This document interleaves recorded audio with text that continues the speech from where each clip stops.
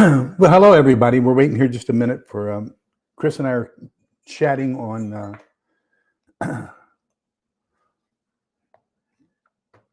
Messenger, and I'm giving him the link so that he can invite all of his people to follow us. But thank you so much for being. I am so excited about this. My goal is I would like to have 3 different authors if we can interview them this year. Of course, Chris, the American from the Survivalist series, then Steve Smith from the Stonemont series, and Fortune, I think it's Jim Fortune of the 1 Second After series. But gosh, what great people that would be to have a discussion with. And here's Chris now. So here is the Angry American joining us now. Hello, Chris. Happy New Year. Welcome. Let's hope it's a happy New Year. We haven't had one of those in the last few years.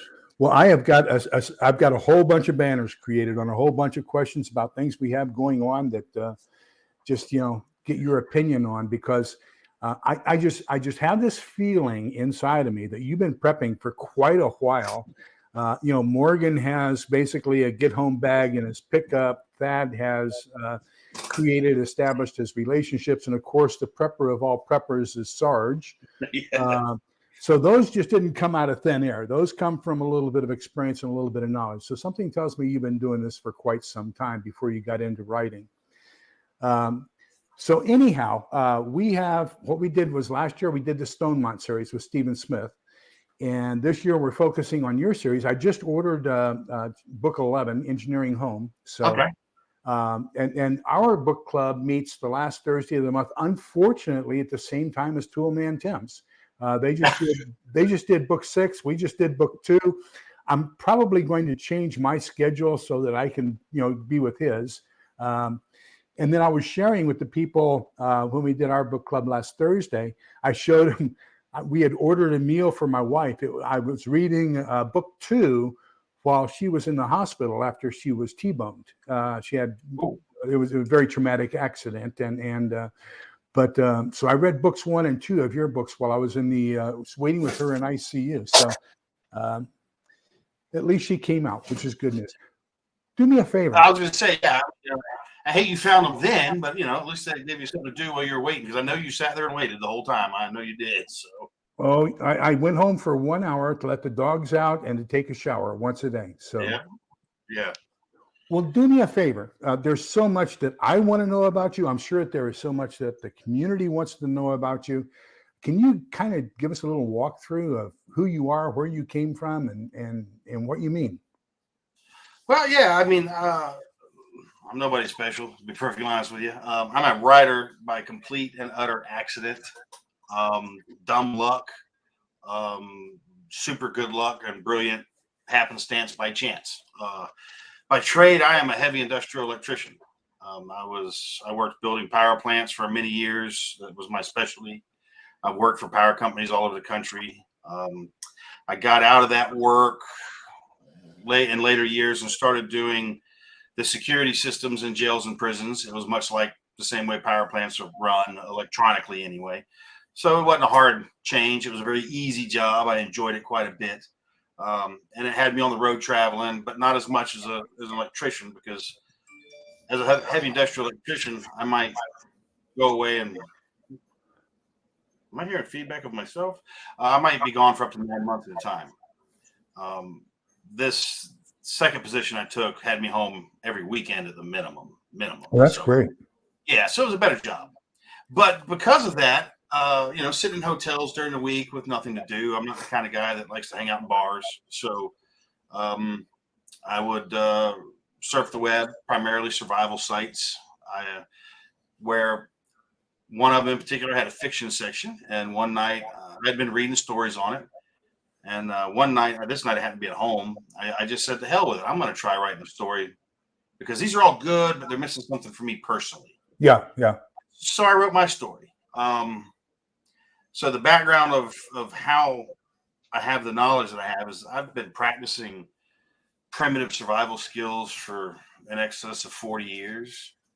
I started off with Stone Age skills as a kid because I thought they were cool, and then worked my way up through to what I consider modern preparedness or modern survival today, which is using every tip, cheat, and hack that I can to make that easier for myself. But I still believe that everybody should possess those very fundamental primitive skills, because at the end of the day, you will always have that. If you have nothing else, you will at least have that. And me and my friends, some of my buddies, we still will walk up on a mountain in Georgia or someplace with just the clothes on our backs and do the thing for 3 or 4 days or whatever. Wow. Just to make sure that we're still doing it and we know how. It's fun and it's a suck fest, but it's always fun. So, but we still do it just to, skills are like muscles. If we don't use them, they will atrophy, and eventually we'll forget what we used to know. So we got to practice the stuff. Did you invite somebody to join us named Guy? Guy? Well, actually, I stuck it out on Facebook that we were doing this, so probably going to see some new faces pop in. Well, I've got one that wants to join the chat by the name of Guy. Guy was just on my radio check-in. We have a ham radio net check-in, and Guy was just there on the radio with me, and so he's a good dude. We'll add him in and see if he has any questions that he'd like to ask you. Oh, he's going to be lurking in the dark. Guy likes to hide, don't you, Guy? Oh, correct. So we do a weekly ham radio check-in via what's called DMR radio, which uses ham radios and the internet to allow us to communicate anywhere in the world using a basic walkie-talkie handheld radio. Wow. We will have to get back on that, because I am, of course, my background is I'm a signals intelligence officer. Oh. So originally I was a 98 Bravo, which is a code breaker. Yep. Then from that, I went to 98 Golf, which is a voice intercept operator, Russian voice intercept operator. And so, I've been on the other end of that. So, yep. Of course, there was all kinds of guys. So one of the guys, this gunny sergeant, when I was at Basic Russian in Monterey, he had his ham set up, and he set up a Yagi in the barracks. And we were talking to Havana, and this guy comes on, and of course, it's all in Morse code. And the guy comes on and says, wow, you guys are coming in strong. How many tubes do you have? And so he says, I don't have any tubes. It's all solid state. And he gave the name of his stuff. And the guy says, we all of our stuff's on tubes. And then he realized that this guy was probably part of the Soviet brigade that was in Cuba. And so he said, where are you? And he said, oh, I'm in the in the Caribbean Sea.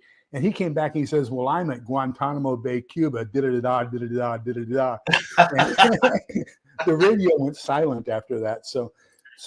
But I have been of the mind, I think way too many people place way too much confidence on Yaesus and Baofengs and repeaters, and not enough on the shortwave, which is what ham, in my opinion, really is. Yeah, HF is the real world of ham. The reason we did this is it's a convenient tool. While the world works, this works. It's super fast and easy. But we're huge proponents of HF radio. I've got a good friend of mine. He goes by the handle NC Scout. He's an instructor, and he gives a tactical communications class on how to use your ham radios tactically. And a little over a year ago, probably we were doing some stuff to the Cubans that they weren't real friendly or weren't real happy about with radios. And they ended up actually having to use an over-the-horizon radar to drown us out. We were sending so much traffic into Cuba. They had to use an over-the-horizon radar to get over what we were doing. So I was getting ready to retire from the Army, and I got a letter from a biblical company based in Fairbanks, Alaska. And they wanted me to read the Bible over into Kamchatka and Eastern Siberia. Oh, wow. And on HF shortwave. So, that was kind of interesting. I decided against that. One freeze storm in Bremerhaven, Germany is enough for me. I don't need that high northern freezing type of thing. Me neither. I live in Florida. I kind of gathered that from your knowledge, especially of the Central Florida area there around Ocala, where everything seems to be taking place. Oh yeah. So I had to confess to Toolman Tim. I didn't pick up on it until I reread book 2 that Sarge is a first sergeant, and then I said I still don't get this connection between him and SF. And so then I got corrected by one of my viewers who is in 10th group. And 10th group, when I retired, was in Bad Tolz, Germany. Now 10th group is at Fort Carson, Colorado. Colorado. 5th group has moved, I guess, from Fort Stewart, Georgia, up to Fort Campbell, Kentucky. And so now I see the relationship between 5th group and Sarge from the 101st, as well as Sarge, I guess Colonel Lawson it is. It calls him First Sergeant Mitchell. Yeah. And so that's all clear for me now that I've read the book twice. So even intelligence guys can miss key points every once in a while. We all can. We all can. Oh yeah. But gosh, the intricacy you have with Morgan, with Sarge, and their relationships and everything else. I have a big spreadsheet that I have to use to keep track of characters and stuff. So it's because it is complicated. There's lots of people in these stories, and so I have a spreadsheet that I utilize to remember who's where, doing what, kind of like it has when they showed up in the book or in the series, what book, what chapter, like what they're doing, a little bit of a bio sort of thing with them, and I have to utilize that when I'm writing it on one screen. It's open on the other, so I can try to keep everybody in the right spot. Oh, that makes a lot of sense. And I'm learning this as I go because I'm not a professional writer. I mean, I don't even have any college degree. I went to FU and got a degree in hard knocks. Oh no, I think you are a very professional writer. I wouldn't sell yourself short on that. Well, I believe I'm a good storyteller. Is what I tell people. I like to tell a good story, and I can tell a good story. If I could just become a little bit better writer, I'd be better off. The interesting point is that I was in HR after I retired from the Army. I wanted to get out of the intelligence service. I got into human resources management. So I did a lot of work for PICO, the Philadelphia Electric Corporation, working especially at 3 of their nuke plants. So the very first one they ever brought online was Peach Bottom on the Maryland border. Mm-hmm. The second one they brought online was 3 Mile Island. That's the We only know how one that went. that had an accident. Then the last nuclear power plant in the U.S. brought online was Limerick. And so I did a little bit of time at the 3 of those. So I understand a little bit about electric power generation.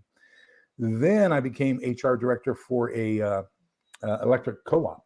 So I know a lot more about distribution than I do about transmission. I know it from generation to distribution. I've done every bit of it. I've worked on the generators actually in power plants, and then I've been the guy wiring well, I've never wired a house because I didn't do residential, but I might wire your local 7-Eleven or Triple K at one point in my life. But I figured out that the bigger stuff, the higher voltage stuff, was way more fun and way more interesting, and I got into that as fast as I could. So. Oh, I bet. It looks like Guy's going to show us what he looks like. Yeah, he's coming out dark. He put some clothes on for us.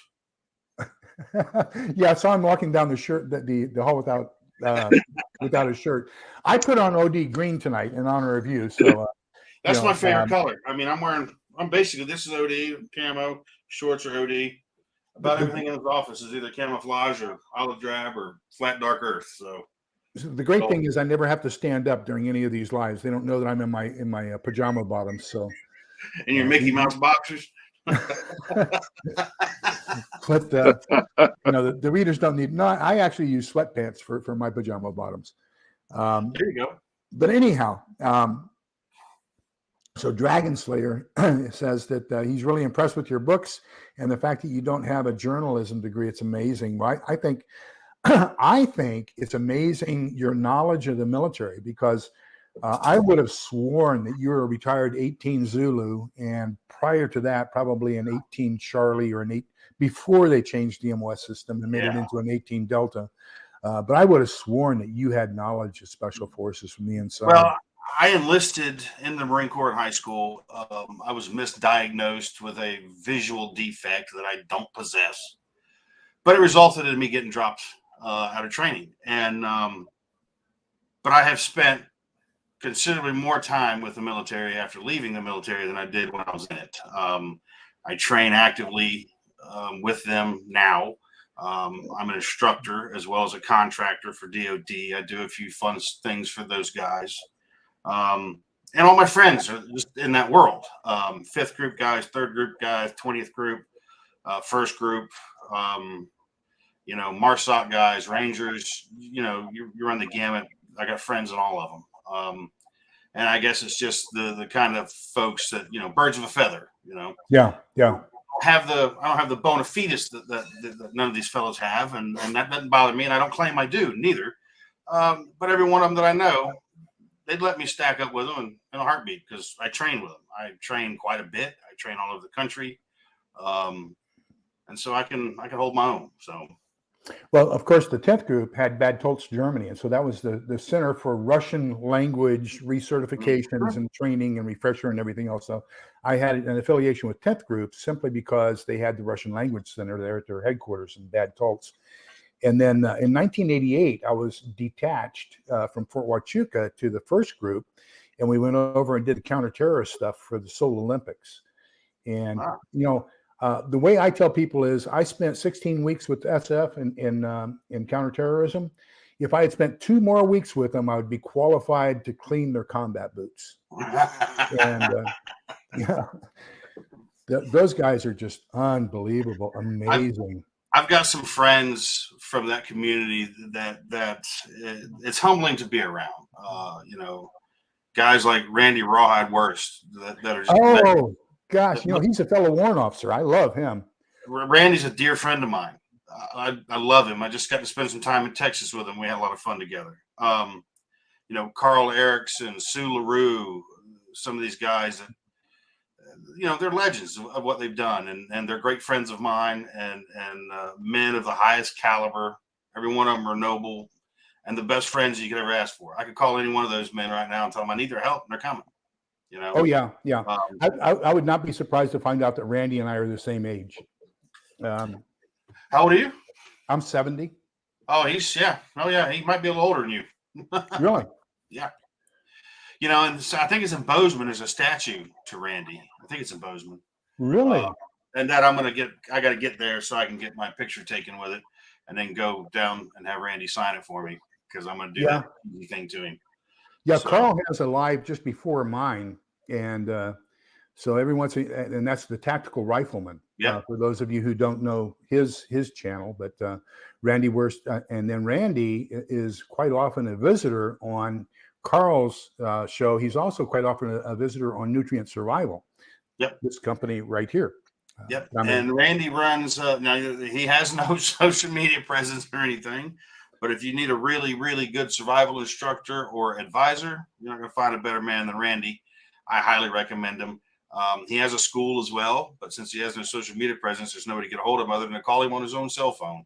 Wow. So if anybody out there wants a class from Randy Rawhide Worst, you reach out to me, and I will connect you to Randy in a heartbeat. So I will do that when this is over. I mean, gosh, there's something we call WOPA. WOPA, and that's the Warrant Officer Protective Association. So we warrant officers have this affiliation because there are so few of us. Mm-hmm. And so I'd love to hook up with him, especially if he and Carl are both here in the Texas area, if I'm not mistaken. Kentucky. So Carl's in Kentucky, in Cadiz, Kentucky, and Randy lives somewhere he might be in Indiana. I'm not sure, but somewhere out that way. I don't know. Maybe it's just because we had that big deal going on with what's the name of that pistol company here, just a couple miles from where I live. I was going to go, but Carl just did his Patreon event down near Houston. We were all down in Texas for like a week for that. We were on the Beaumont Ranch down there. Wow. So let me get your opinion on some of the things that are going on in the world. Here's another guy by the name of Mark. We'll add him in here. Yeah. Let's take this one. Okay, we have an open border, and things have gotten really pretty bad here in the last 2 weeks. And of course, one of the themes that that I see in your books is we've got the a lot of other authors would call it the wave of people who are coming in, and they think that there's something to be afraid of. I think you have the right idea of individual families migrating and probably not coalescing. but we do have this open border problem. And so just we have an Al-Qaeda, ISIS training camp just south of Ciudad Juarez, Yeah. an open border, possibility of Well, those guys coming in. We've I can also tell you got, for a fact that what's coming over the border is not separated families that are coalescing when they get back. Yes, there are lots of women and children, but predominantly these migrant trains are made up of one thing, and that is fighting age males. And as far as the training camps in the South, we know they're there. We know Kalashnikov built a factory in South America a couple of years ago. Who do you think's buying these brand new AKs that are being stamped out in South America? yeah, Our border patrol is catching Russians, Chinese, foreign nationals of every variety. They're catching men in Venezuelan military uniforms. Guaido in Venezuela, the interim president, so we named him. No one ever voted for this guy. That's just been squashed. Maduro's back in power now. And it's going to be interesting to see what happens between Maduro and Colombia, because Maduro was talking like he was going to do a special military operation on the border with Colombia. And last week, two U.S.-made javelins that were sent to Ukraine, along with two AT-4s, were recovered on the border lands of Colombia and Venezuela. wow. So people aren't watching the right hemisphere, but watching Ukraine and thinking Russia. We have a much larger problem growing in our backyard, and it is South America. This attack on the federal prison in Juarez just yesterday, and I mean, that was a major assault. Yeah. And that's just happening directly across the border. Where I grew up in El Paso, I could shoot a 22 and kill somebody on the other side of the border. So I know how that border is, and that's kind of scary. The other portion of that is there's an awful lot of MS-13 who are coming across, and then we take a look at some of the gangs, the Saldaños, Norteños, the Crips and the Bloods. They are purposefully enlisting in the military so that their members get combat training. And they're doing one tour, doing their 4 years, getting out and going back, and then training the rest of their gangs. So we're getting the fortification of gangs like you would not believe. How do you think that's going to have an impact on us as we go forward? Well, they're going to be somebody's shock troops. Simple fact. They're going to be promised all the loot and plunder if they'll just go out and do the right side's bidding.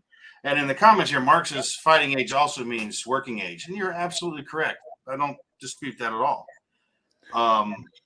But when you are already in the midst of what's the phrase I'm looking for here? Hybrid insurgency, because that's what we're presently fighting in this country, is a hybrid insurgency. Every undocumented person of fighting age should be a suspect, and we shouldn't be allowing nobody in the country. If you have not read the book Spetsnaz, I highly suggest you read the book. If you have read the book and you understand it, we are decidedly deep in the pink phase of things, and we are going to be going red probably pretty soon. The attack today in Donbass, where we struck the Russian barracks position, and they're estimating casualties from that single attack to be in the hundreds. Russia will reply. 400 is what they're saying. Yeah, you can count on it. And we don't know. What's that? They're saying 400. What did you say? And so, 400 is the number right now. Yeah. But they're going to reply to that. Plus Engels Air Base has been hit twice now. They've lost at least one Bear bomber that I can confirm was lost. And they're blaming it on the U.S. because we're supplying HIMARS, we're supplying very advanced technology to Ukraine, and that's what they're using strikes with. Although Engels, thankfully, they didn't use HIMARS, they used a little Torchka, but and we're providing them with the intelligence and the targeting systems as well. So there's obviously a connection there. Yeah. Oh yeah, for sure. So the gangs, they're going to operate out for themselves. They'll be useful to somebody, because there's plenty of embedded personnel here. You look at all the food facility fires that we've been having and are having. That is out of the Spetsnaz playbook. Okay. You look at the substation attacks, and we can talk about these. A lot of these are copycat attacks, but the one to pay particular attention to is the one that happened in Moore, North Carolina. What people don't know about Moore, North Carolina, it is the home of 1st Special Forces Group. There's also a lot of DevGru, Secret Squirrel kind of stuff that happens in that area.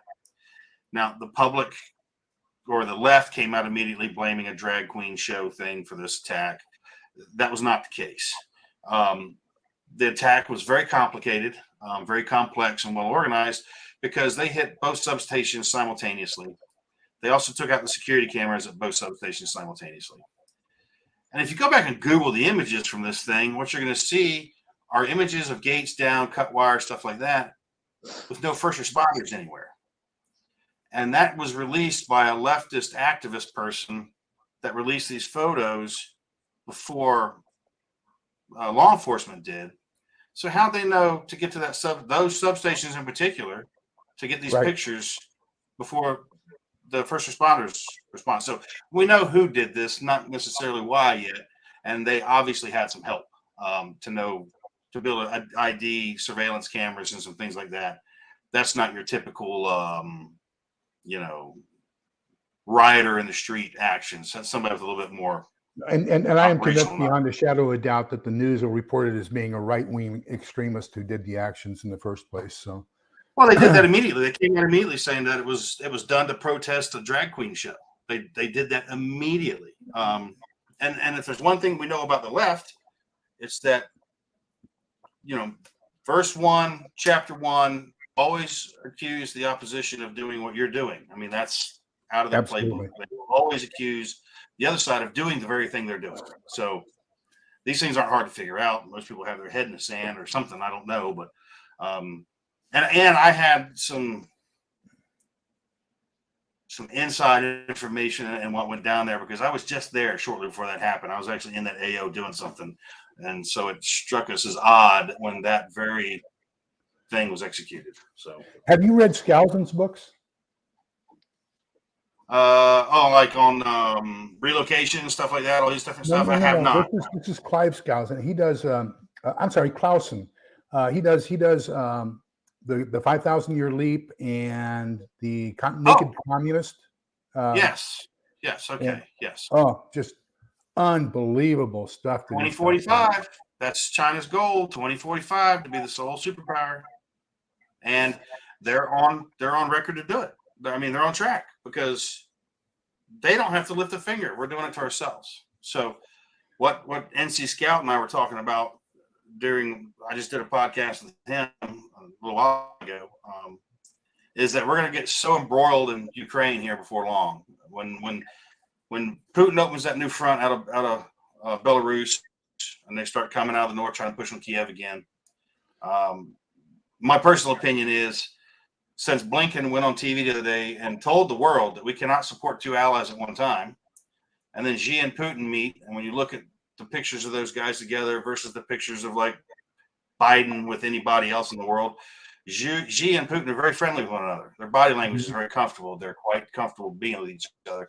So I think as soon as the second front in Ukraine opens up and it gets hot, like really hot, China will probably move on Taiwan, and they will probably blockade Guam, both air and sea, is my opinion. Forward Observer is predicting that that'll happen in the next 30 days. He says he's got some contacts that are saying that that's going to happen in the next 30 days. I know Mike very well as well, so I'm a part of that OSINT community myself. So so I'm kind of on the fringe here. Okay. I think that the whole thing that's going on in Ukraine and Belarus is a sideshow. And I think that there are other things we need to be a little bit more concerned about. I am scared to death of His Excellency, the crazy Imperator Kim Jong-un. But I really think it's not him in charge of his country. I think it's his sister. I think he's a showpiece. And but I think that, with the number of incursions they've had, with the testing of their medium-range ballistic missiles, now they have a long range. We don't know the accuracy of it or the efficacy of it. but they do have the delivery capabilities now, theoretically. So that scares the living daylights out of me. But here's another one I want you to ponder. Netanyahu just got reelected president or prime minister of Israel. And yesterday he bombed the Damascus International Airport on New Year's Day. So what do you think the implications are of the powder keg in the Middle East, even expanding further than they have in the past? I don't see it yet. The Iranians are going to have their aircraft carrier to see probably this year. It's looking like we'll see what kind of a smoke and heat that thing is when it shows up. Bibi in Israel, I mean, he's loved and he's hated. He's hated by everybody outside of Israel. He's loved by some folks inside. I don't see a whole lot of change there. I mean, Gaza Strip's going to be Gaza Strip. They're going to, there'll be incursions, there'll be shootings, there'll be missile attacks, there'll be all the stuff there's going to be.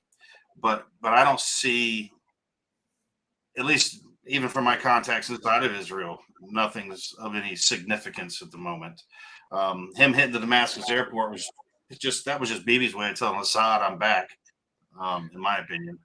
It would not surprise me if he doesn't do another attack on the nuclear production capabilities of Iran here in the very near future. He will absolutely hit Iran unequivocally. If he thinks they're getting too close to enrichment levels, he'll do it by himself. He don't care. Yeah, and there's guesstimates right now. They're at 60%, and they need to be at 80%. So, that's not something that's going to be happening in the distant future. It's going to be more in the near future than it is the distant future. Yeah, this is midterm looking stuff right now. I mean, it's within 2023 for them to achieve weapons grade enrichment. So here are a couple natural things that we have kind of happening in the U.S. The Earthquake Prediction Center has issued a 24 to 48 hour warning for up to a 7.0 to hit somewhere along the San Andreas between San Francisco and L.A. I was in basic Indonesian in 1971 when we had a 3.5 hit Gurneyville, Watsonville. And that was not an experience that I would like to live through again. And that was, nothing compared to a potential 7.0. So if that happens, how do you think that's going to affect us as a country? Not just the local area along the California coastline, but how will it affect us as a country? Because we kind of have a reference point, don't we? The last one, we saw what happened with the last big earthquake in LA when all the freeways collapsed and everything was on fire. And well, not LA, I guess it might have been San Francisco. But collapsing freeways and stuff on fire and everything. It would be the economy would probably take the biggest hit, my opinion, being California. But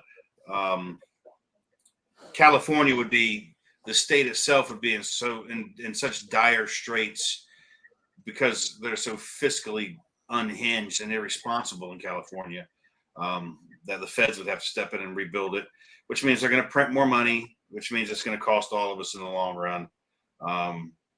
It's not going to be a good thing. It'll be a bad day for a lot of folks in California not ready for a big earthquake. I'd hate to live there. We've got a question here concerning the question we asked, the topic before that, from GGG Farms, and wanting to know, do you think Ukraine and Russia will go nuclear? Putin will absolutely use nuclear weapons if he feels that he is being pushed into a corner. There's no doubt. If you watch any Russian state TV, they are extremely fatalistic, and it's a little scary. To when you hear the talking heads, their version of Fox or CNN or whatever you want to watch, which is even more popular over there because it's practically the only version of it. But those people they're on TV saying, if Russia can't be part of the world, what do we care about the world? We'll burn the whole place down. We don't care. My best way of explaining the Russian mindset is one of their sayings. So we translate it figuratively as "don't cry over spilled milk," but that's not what they say. What they say is "snavshi golova ni plachite nad golova snavshi golova ni plachite nad volosami." So after the executioners cut your head off, don't worry about the length of your hair. Yeah. So that's rather more. They're moving. they're actively still people don't realize this, actively building civilian bomb shelters. They've moved some hospitals underground already. There was a photo today released of Putin. I was looking at the photo. He is very clearly wearing body armor under his suit. Clearly wearing it. The Russians are very nervous. Now he's got a lot to be worried about. Russia's famous for internal conflicts and taking each other out and stuff. Oh yeah. And if you want to, just for fun, one day you want to just have some fun, just Google Russian fell out of a window and see how many times a day that happens around the world. It's really staggering how many Russians fall out of windows.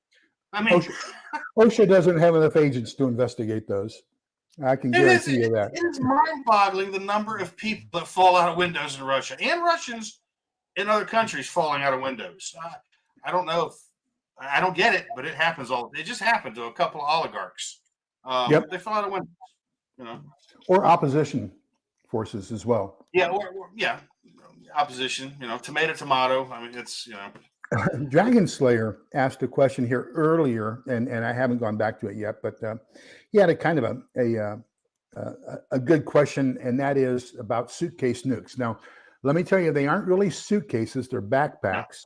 Yep. And what they are, they're called area denial munitions. So the whole concept behind them, that was actually a U.S. concept. When we were in Europe, NATO versus Warsaw Pact from 1945 up until 1990, our area of responsibility had two gaps in the mountains where we thought that the Third Shock Army and the 8th Guards Army could invade into the U.S. The Fulda Gap and the, oh gosh, what was the other gap? Anyhow, the fold is the big one. That's the only one armor can get through. Yeah, but anyhow, our thought process was if we put this area denial munition down and we irradiated the area, then they would have to basically lock up, go into MOP, which is military-oriented protective posture, which is the suits, the masks, and everything else, degrade your fighting capability by about 75%. Go through that irradiated area, and then they would have to decontaminate at the other end. So that whole area, what we're doing is we're making a shooting gallery, for lack of a better word. They were going to be on the offensive. So their reliance upon suitcase nukes, if you want to call it that, or ADMs, was nothing like it was for us. Yes, there are some missing. Yes, they probably could have made it across the border, but that's not going to take out more than, say, a city block. So I would not be that concerned about them. We had a company of them, as a matter of fact, in my brigade when I was in Stuttgart in the 207th MI Brigade. And then they did away with those in 1987. They were taken out of the U.S. inventory. There's a couple that made it outside of the curtain, the old iron curtain over there, and they are floating around. Somebody's just going to have the stones to do that. And like you said, that it's not going to be an end the nation sort of a thing. It'll destroy a city, the better part of it, and irradiate everything around it. So that's would be a precision strike. You really have to calculate that. New York, DC, where you would set something like that off. But it would economically, it would bring the country to its knees in a pretty big hurry. Not to mention, I think one of the things that we found out looking back at history, especially at World War II, gosh, we could have shortened the war in World War II by 1 year if we'd taken out electrical productivity for the Germans a lot earlier than we did, instead of going after the factories and instead of going after the munitions plants and everything else. Just take out the electricity they needed to do that, and you take out one site, you can take out a whole bunch. So going back to what you said earlier, if I were in possession of area denial munitions and I wanted to do harm to this country, the theory is that 6 or 7 major substations taken out will put this country into 100% darkness. I would probably focus on those substations with my ADMs. You don't need an ADM to take the substations out, but I see why you're saying it, because then you can't go back and repair them. But as we've seen in the news, you don't need an ADM to strike a substation. The problem with it is that you would have to have some specific knowledge, but the transformers in these substations, none of them are built in the United States. No. Most of them are built in Korea. There's Germany also builds a bunch of them. And they take rail cars to move. You can't even move these things with a truck. That's why if you look, any sizable substation is built near train tracks for that very reason, just to be able to move the transformer. And the waiting list, like if they were to start construction on some of these today, is over 1 year to build the thing. It takes that long to make these. And they're not just kept sitting on the shelf. They're made to order. Right. So, taking out a few of these substations, even with very, low tech means, can get the job done and put us in the dark for, up to a year, potentially. Especially if there was follow on after the attacks. So that's all I'll say about that. But when I was with the electric co-op, there was a factory that they wanted to bring in, and people don't understand why these factories don't get put in quickly, and I think it's because of infrastructure. But we had to order a substation just to provide power to this one factory, and the waiting list for that substation after we designed it was 1.5 years before we would actually have it on the ground and ready to go. So, I mean, they are not something that you can get just, like Amazon with Amazon Prime, and it's going to be delivered day after tomorrow. It's going to take 1.5 years. Now, if they take out our electrical grid, the electrical grid also controls all the railroads. And so you don't have a means of transportation. Even if you get the parts in 1.5 years, you've got to start in a very small area, build that area up, and then continue expanding, kind of like we did with the Western expansion in the 1800s, because it's not going to happen from the center of the country out. It's going to happen from the outsides in. Yeah, because that's where all the people are. Folks fail to realize that the government's going to triage cities and towns just like we do casualties. Okay, where there's the more people, where there's the most people, where there's the most important people. That's what's going to get. Yep. And if you live in a little town in flyover country, it may be some amount of time before you ever see electricity. So, amen. And that goes with any sort of response. Actually, going back real quick on the West Coast earthquake, that's also causing, probably directly or indirectly, an abnormal increase in pressure in the melt at Yellowstone. So there could be a correlation between the seismic pressure in California causing something happening in Yellowstone. And let me get here on comments real quick, because we have actually a PhD volcanologist as one of my moderators, and I'd like to see what she has to say about that as well. Do you think that's going to have any pressure? And if so, how will that affect the U.S.? You asking me or her? But you, and we'll see if she responds here. All right. I just realized there was a chat. I somehow was looking at private chat. I didn't realize. Sorry, everybody. It's out there. I just saw you. All right. Yes, it's going to affect the U.S. I've lived in Wyoming twice. I love Wyoming. I will not live there because of that damn volcano. I stopped following it some time ago, but I was watching the tilt of Yellowstone Lake. Like daily, I was watching it and how much the lake was tilting. It's actually being moved through the park because one side is bulging. And yeah, I can absolutely believe, I've seen mapping of what they believe the magma chamber under Yellowstone looks like, and it's significant. It covers a huge area. So I could see, depending on which plate is pushing on the San Andreas, I could see that being a problem for California. If Yellowstone goes off, I mean, that's a planet altering event. I'm not going to say it's going to wipe everything out, but it could wipe everything out. Absolutely could. As far as a big earthquake in California, move, hire a realtor. California's full of bad ideas. Earthquakes is only one of them. I had a disaster response company, so I had a contract with FEMA, and I had a food trailer. I'd go out, and they create these small enclaves of what they call CAT adjusters, which is catastrophe adjusters. So it's all the insurance adjusters. They're living in trailers and everything else, and they provide power and all this kinds of stuff. I would go in and feed the CAT adjusters. And so I forgot where I was going to go with that. About CAT adjusters for all the insurance? The camp. I was going to make a point about the camp, and I know where I was going with that. So anyhow, then after Harvey and a couple others, my opportunity for income went down dramatically. We had a couple of years there where it was great for the country, terrible for disaster response companies. And so one of the things I was thinking about doing was taking my trailer up to a little place called Pineville, Wyoming. And it's just south of the ski lodge there in Northwest Wyoming. And I was told that a burger flipper in Pineville gets $25 an hour to start because you can't keep unskilled labor, because within 2 weeks of the time they start working for you, Halliburton will hire them away because of all the fracking that's going on in just west of Pineville. Yeah.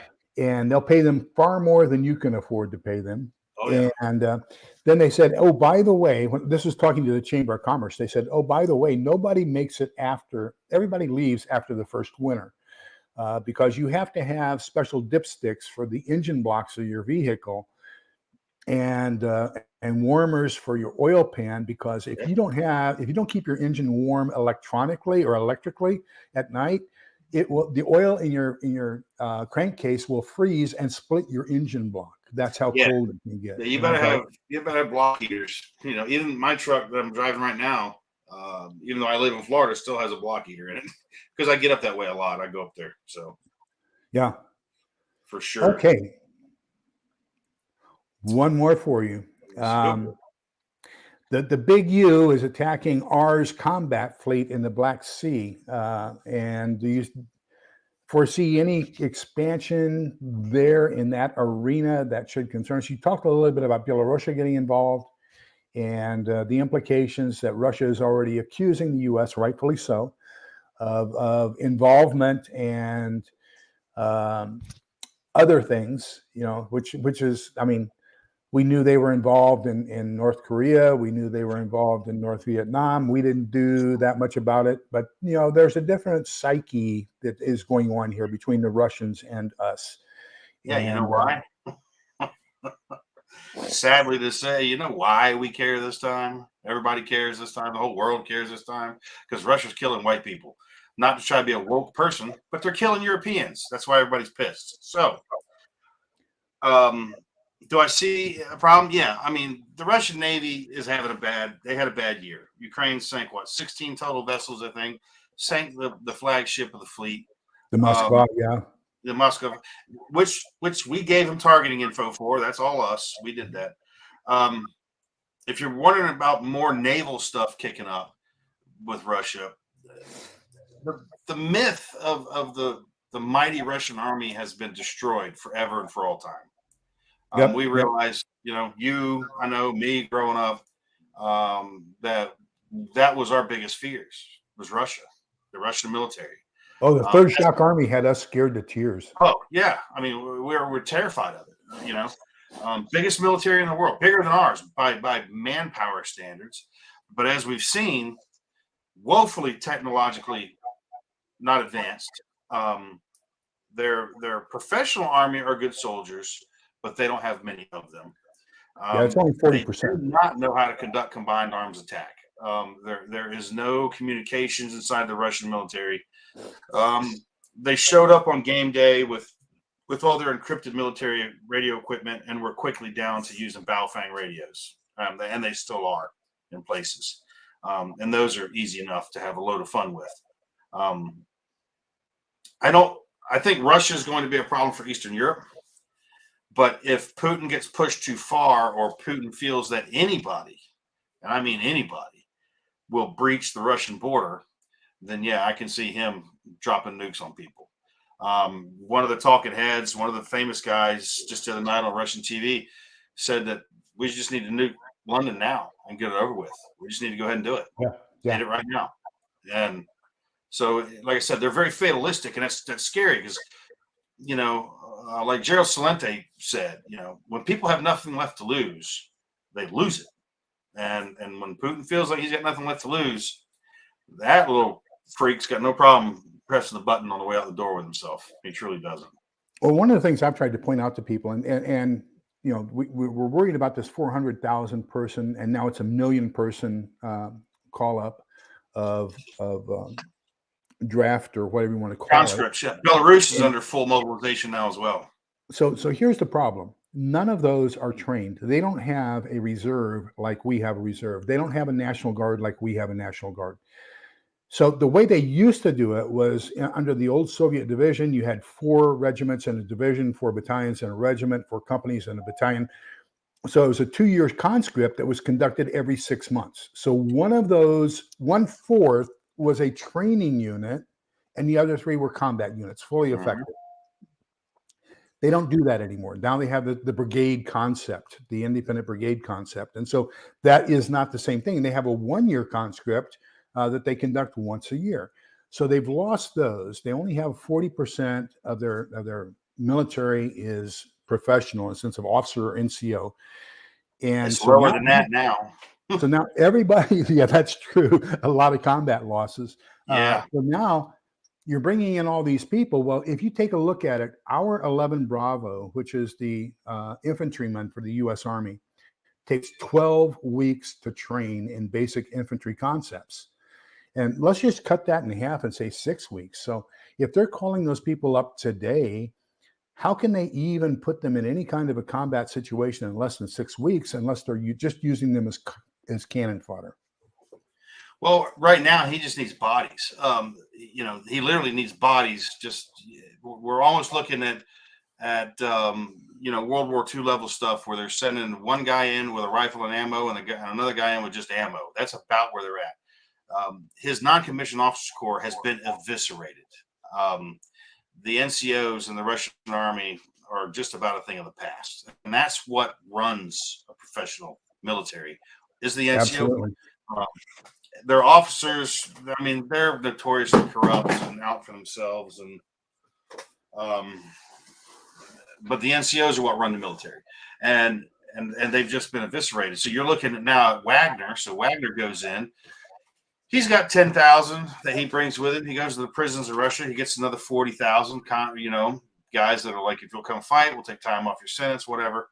And it's literally, they're bullet sponges. They're there to soak up ordnance, and that's what these guys are for. They're just trying to get Ukraine into a position where they are having the same kind of logistics issue that Russia's having, because they're still based on the old Soviet logistical model for an army, which is, I mean, Napoleon would look at the Soviet logistics plan and be like, this is stupid. But they're still doing it, Mm-hmm. But they are still dangerous because they do have nukes and they have a lot of them. So, well, and they haven't changed they haven't changed basically their military style since World War II. no, Other than the fact that I mean, if you take a look at the U.S. Army is about 25% combat arms, which is armor, artillery, and infantry, and 75% combat arms support and combat support. And so that's, the supply train, the intelligence, personnel, and the cooks and logistics and maintenance and repair and everything else. So we have a really long tail to support the fighters in the front. Yep. The Russians are the total opposite. They're 75% combat arms and 25% combat support and combat services support.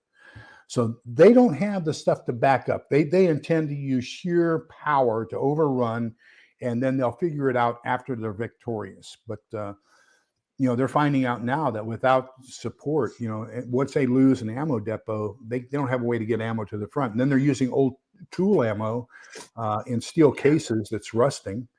And well, that's all they have. Russia hasn't had brass cased ammo since they were in Afghanistan.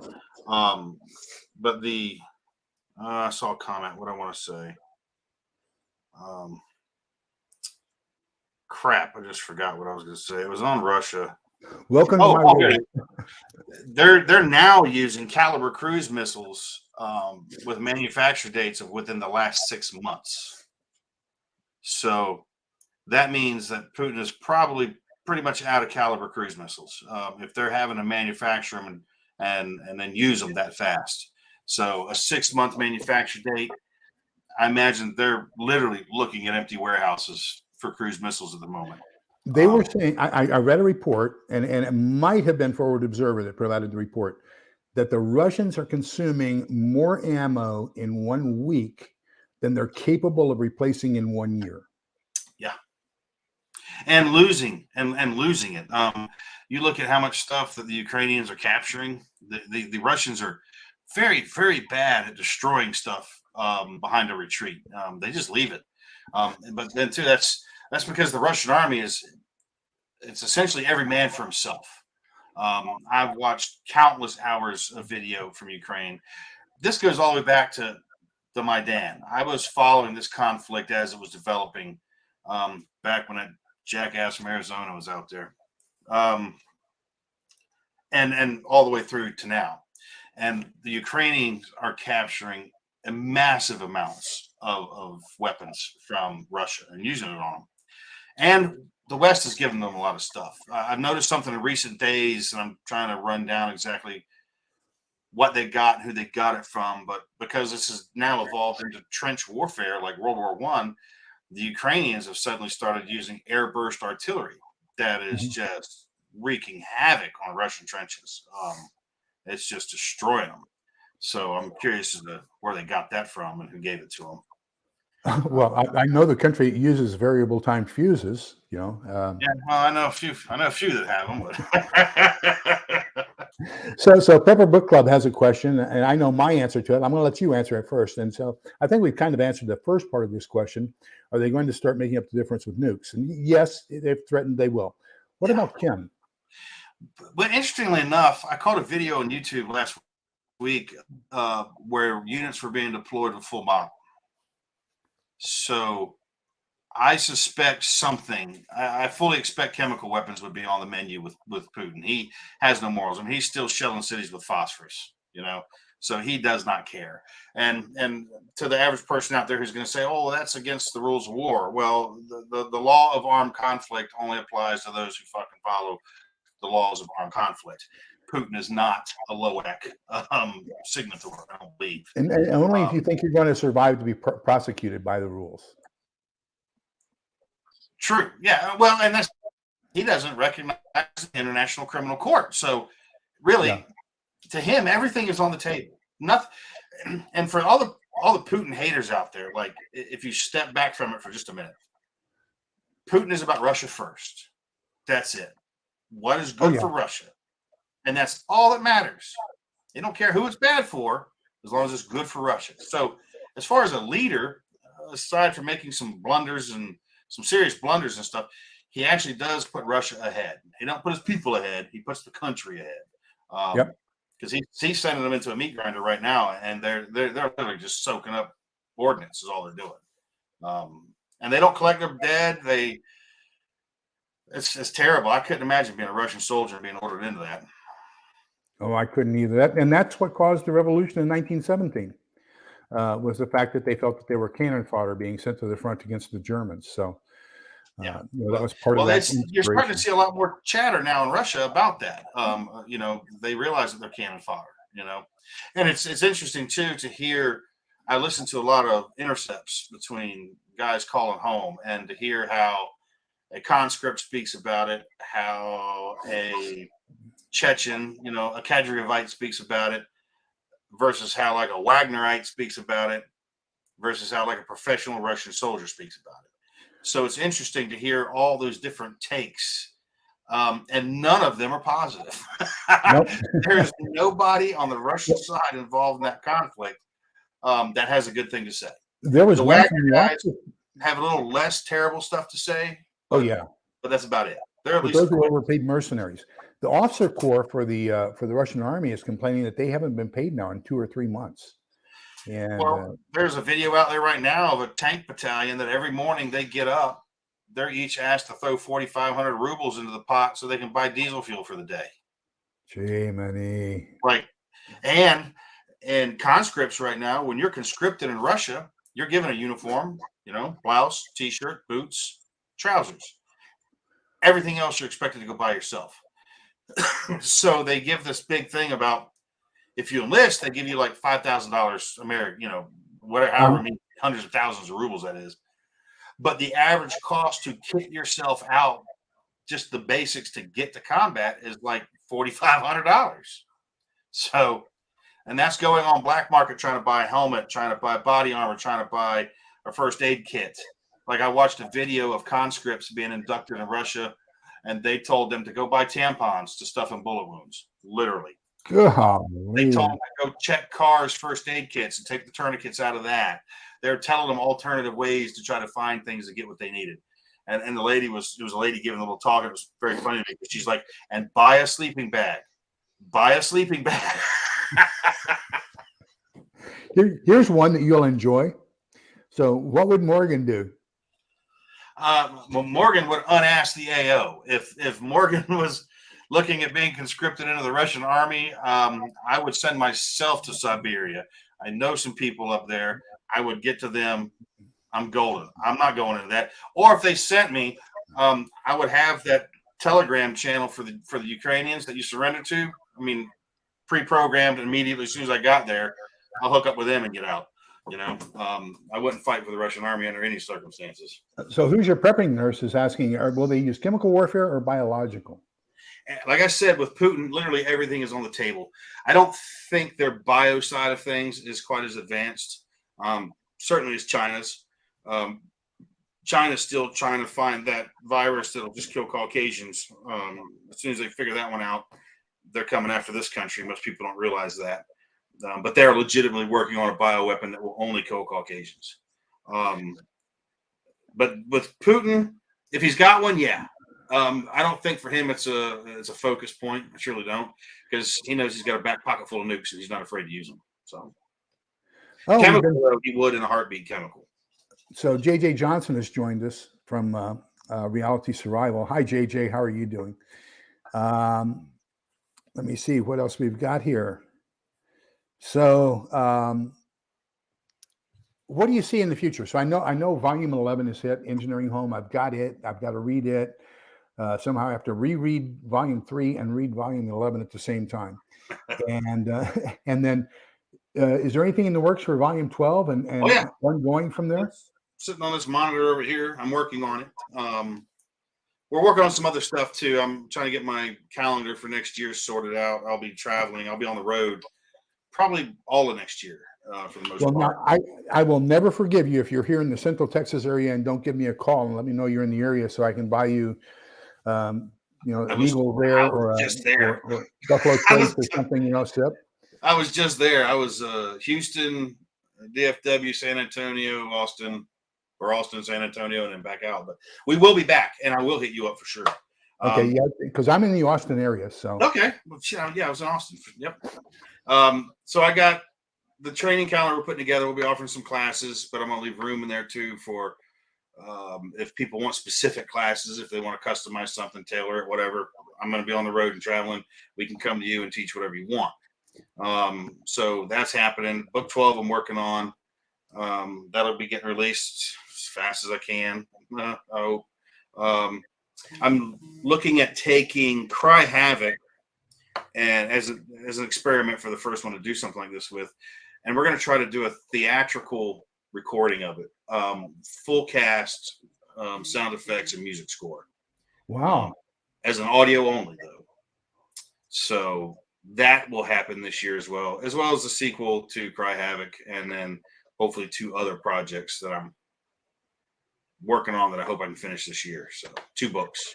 So I'm not going to ask you about the book. I hate to ask authors what they think about other authors' books because, that's totally unfair. But I will ask you if you have a relationship with the author of this book.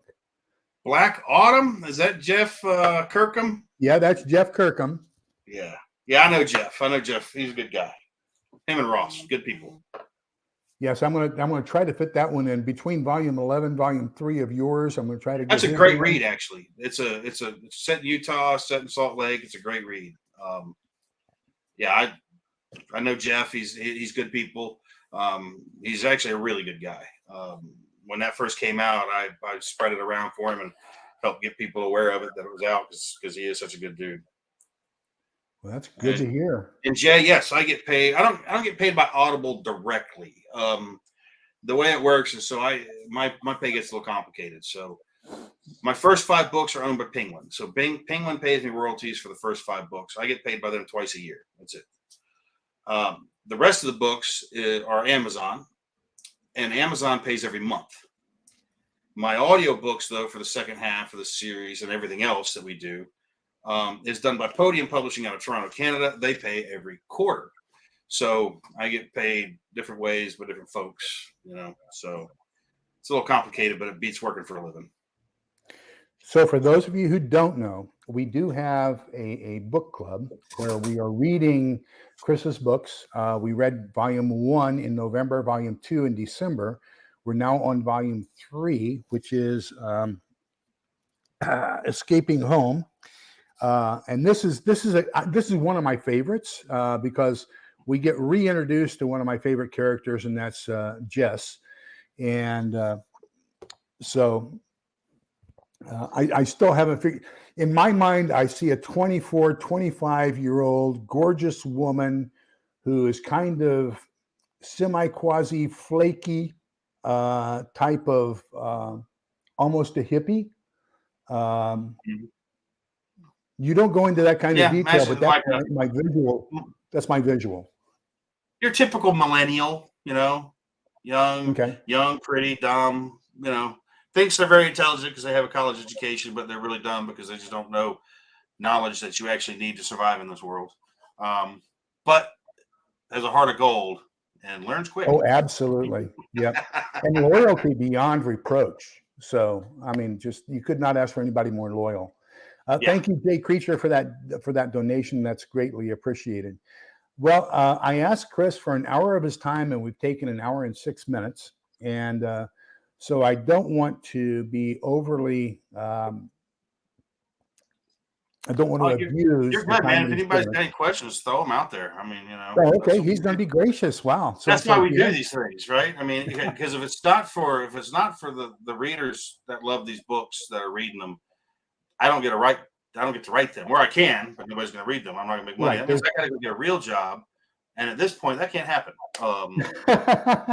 So the reward is actually knowing that you've made somebody else day a little bit better by reading what you've written.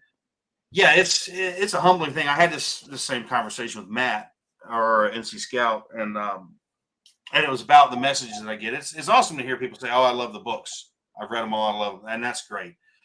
The ones that hit harder are the ones when people go, I lived in New York City, or I lived in LA, or I lived here or there, and was living the normal rat race life. And then I read your books, and then me and my wife started talking.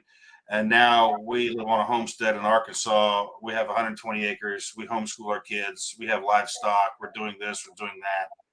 Like, to hear that some books, some words that you put down on a page, affected somebody that greatly that they completely altered the trajectory of their life, and they're living a better life. And they tell them, they're like, and we have never been happier and can't thank you enough and all this stuff. And I said, man, it was always in you. You just didn't know you needed to do it until you read something that made you think, maybe I need to do this. So those are the things that I love to hear. Are the people that are like, it just changed my life, and for the better, Chris, if you could put out one theme around preparedness, one, and it might have some subtopics, 4 or 5 key things to do in life. We see the preparedness of Morgan. We see the preparedness of Sarge. We kind of see a little bit of preparedness with Thad, not that much. But what would you say would be your recommendations for the viewers and the people who are reading your books? So knowing that the possibility of this happening is unbelievable, what would you advise for them to do starting today? Well, leaving the theme of the books alone, the number one thing I would say, and it's not fun or sexy, and everybody hates hearing it because a lot of people have said it, but I've only recently started to say this. If you can't get yourself out of debt, okay? We're in a recession. It's only going to become worse. So if you can get out of debt, get out of debt. Now, I say that only because last year I managed to do so. My home's paid for. My cars are paid for. Everything I have now is paid for. I got a little bit of credit card stuff that, that's no big deal, but I'm out of debt. The second piece of advice I would give, and this is equally important, just as important, but in a different aspect, and it's going to sound silly, but hear me out, is work on becoming adaptable, okay? We live in interesting times, as they say, and things are only going to be getting worse. They're not really getting better. We haven't seen the beginning of the hard times here yet, folks. Don't think we have. Don't look around and think the supply shortages and the current inflation and the price of fuel that things are bad here. They're not. This is still manna from heaven here in the United States, and we're taking advantage of it. But change is coming. Bad change is coming, and it's unavoidable. So there's that old ism of the organism that can most quickly adapt to the new or changing environment is the organism that will succeed. Well, we want to be those organisms. Okay. So by being awake and understanding that we live in an extremely fragile system, I mean, incredibly fragile system, and that could go away without a moment's notice, and build systems within your own life to absorb that shock. It's still going to be a shock. You're still going to crash like everybody else, but hopefully you can dust yourself off and walk away from the crash. A lot of people are going to lay there and burn to death, sadly. But adaptability. Turn on your situational awareness. Stay very aware of what's happening around you, and be ready to adapt and improvise. You know, if you don't have a rifle, you can still survive. Okay. If you don't have food, you can survive for a while because you got to eat food every day. If you don't have water, you're going to survive for a whole lot less time. Okay. If you don't have shelter or heat, where you can maintain your core body temperature, you're not going to survive. You have to be able to handle your waste. If you don't know how to handle your own human waste, you're not going to survive. That is my absolute single biggest fear. Hands down.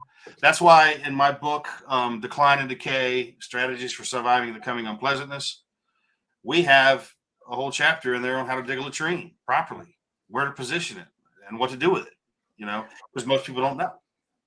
That's the number one reason why I'm affiliated with Jess Medical is, having those antibiotics available to you, because I know I've got sanitary, FM 21-10, which is waste and disposal for the military. I've got that handled here in my house, but I don't know what's going to seep over from the houses around me. And so I need the antibiotics to be prepared for that. So, I mean, you've touched on the one that's near and dear to my heart. Man, oh man, people, make sure that you keep yourself free of cholera, dysentery, typhoid, typhus. I mean, and that's all sanitation. Post-event is when the most deaths always occur. Post-natural disaster, post-whatever, because the systems that we've created stocking, and most people don't know how to live outside of the systems. So that's when not handling your waste properly, and you may be doing everything right, but the guy down the road's not doing it right. And so the flies are crawling around on the heaps he's laying in his backyard, and then they crawl around on that steak that you just took off your grill because you had a gas grill, you grilled a steak you had stored away. You can still get sick. You see, it's a silly analogy, but it's exactly accurate. Yep. So you've got to be very careful. Population density is not your friend. No. The more people there are in any one spot, the less hospitable that spot is. It violates one of the laws of nature, which is carrying capacity. And as humans, we have much hubris to the fact that we can violate the laws. And Jay Creature, he's got his comment up here. It says, when it comes to criminals in real life, there are different types. They have a code. Do you ever touch on that? In the book, some to a degree, yes. And in book 12, you guys, Morgan's world changes a lot in book 12. A whole lot happens. The world gets opened up. You get to learn more of what's happening in other places, and you get to see a lot more. It's kind of a fast-paced bit of lots of stuff going on. So yeah, Murphy's Law is a real bitch, isn't it, Jay Creature? I mean, as soon as you're ready for it, that's when it happens. There's also another one that I would like for you to look up, and it's called the never mind. I'll put it in the notes. I think it's a Dugan-Krieger effect, that you accept the fact that you don't know something about something and to a detriment, but you feel that you need to focus on something that you don't know well enough, but it's something you're actually an expert in. Right. So we have a tendency to seek out being better at what we're already an expert at, and letting the stuff that we don't know anything about go because we don't know enough about it to know we don't know anything about it. So I think it's Dugan-Krieger effect. But Janae here in the comments says they can't leave the city due to their son being a type 1 diabetic. There's a lot you can do for that. All right. It's not as hopeless as you may think. One thing I'm going to tell you is go to Facebook Marketplace and Craigslist and look for test strips that fit your son's devices. You will probably find mountains of them, and a lot of people are just giving them away. The second thing I recommend is you do the same thing with insulin. Some people are scared to do that, but you can buy it to stock up on it as well. The last piece of advice I'm going to give you is that you can walk into any Walmart and buy insulin K over the counter, or excuse me, insulin R, regular insulin R over the counter with no prescription. $25 a vial. Now, it is not the super fast acting, hyper sexy stuff that everybody's using these days in their pumps and whatnot, but it will keep a diabetic alive. And you can buy that for $20 a vial. I have probably 12 vials in my refrigerator right now because I got a type 1 diabetic kid too. I tell you, Fortune's book, 1 second after, convinced me. And so that's why I have whole house solar, why I have a Jackery backup, why I have a solar powered freezer refrigerator is to keep my family members' insulin cold. And I've had the discussion with my Walmart pharmacist about, she uses Novolog. She's a brittle type 1. And so she has a pump, and Novolog is not available without prescription.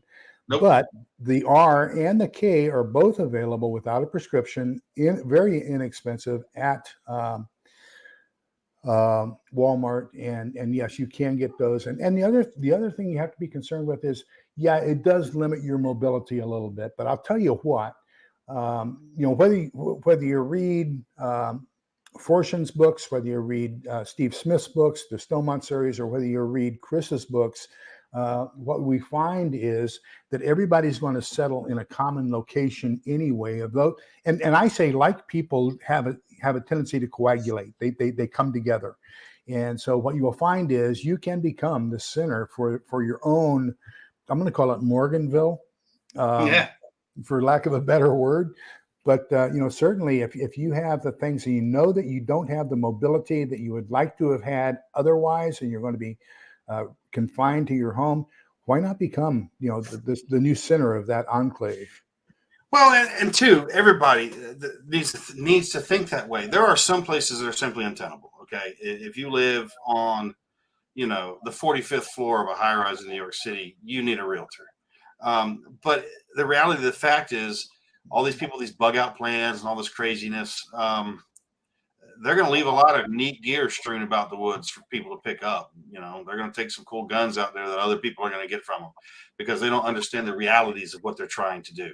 I full well understand those realities because I go out and do the stuff still. I know what it will take. I know that one person or one family even is not going to go live off the land in the woods by themselves and survive. You're not going to do it. And why would you even think of leaving your home? I mean, that's where all your stuff is, unless you scatter it around to a few other houses, which is a really good idea. Some friends who think the way you do. But that's where your stuff is. That's where your family's comfortable. So you're going to go.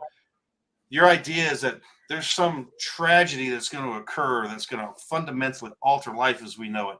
And the first thing I'm going to do is load my kids and wife up and make them go camping. Like, that's the worst idea in the world. We want to try to maintain normalcy in a crisis. We want to try to present that life is still happening like it always has until it gets to the point we can't hide that no more. But why would you on day one want to do that? Because think about it. If you start with that, I'm bugging out, I'm out of here, I'm living in the woods. Where do you go from there when that becomes untenable or something happens? Now what do? Hope is not a plan, No. I got way more resources here at this house than I have in my truck. As long as I got my truck, I feel pretty good about things.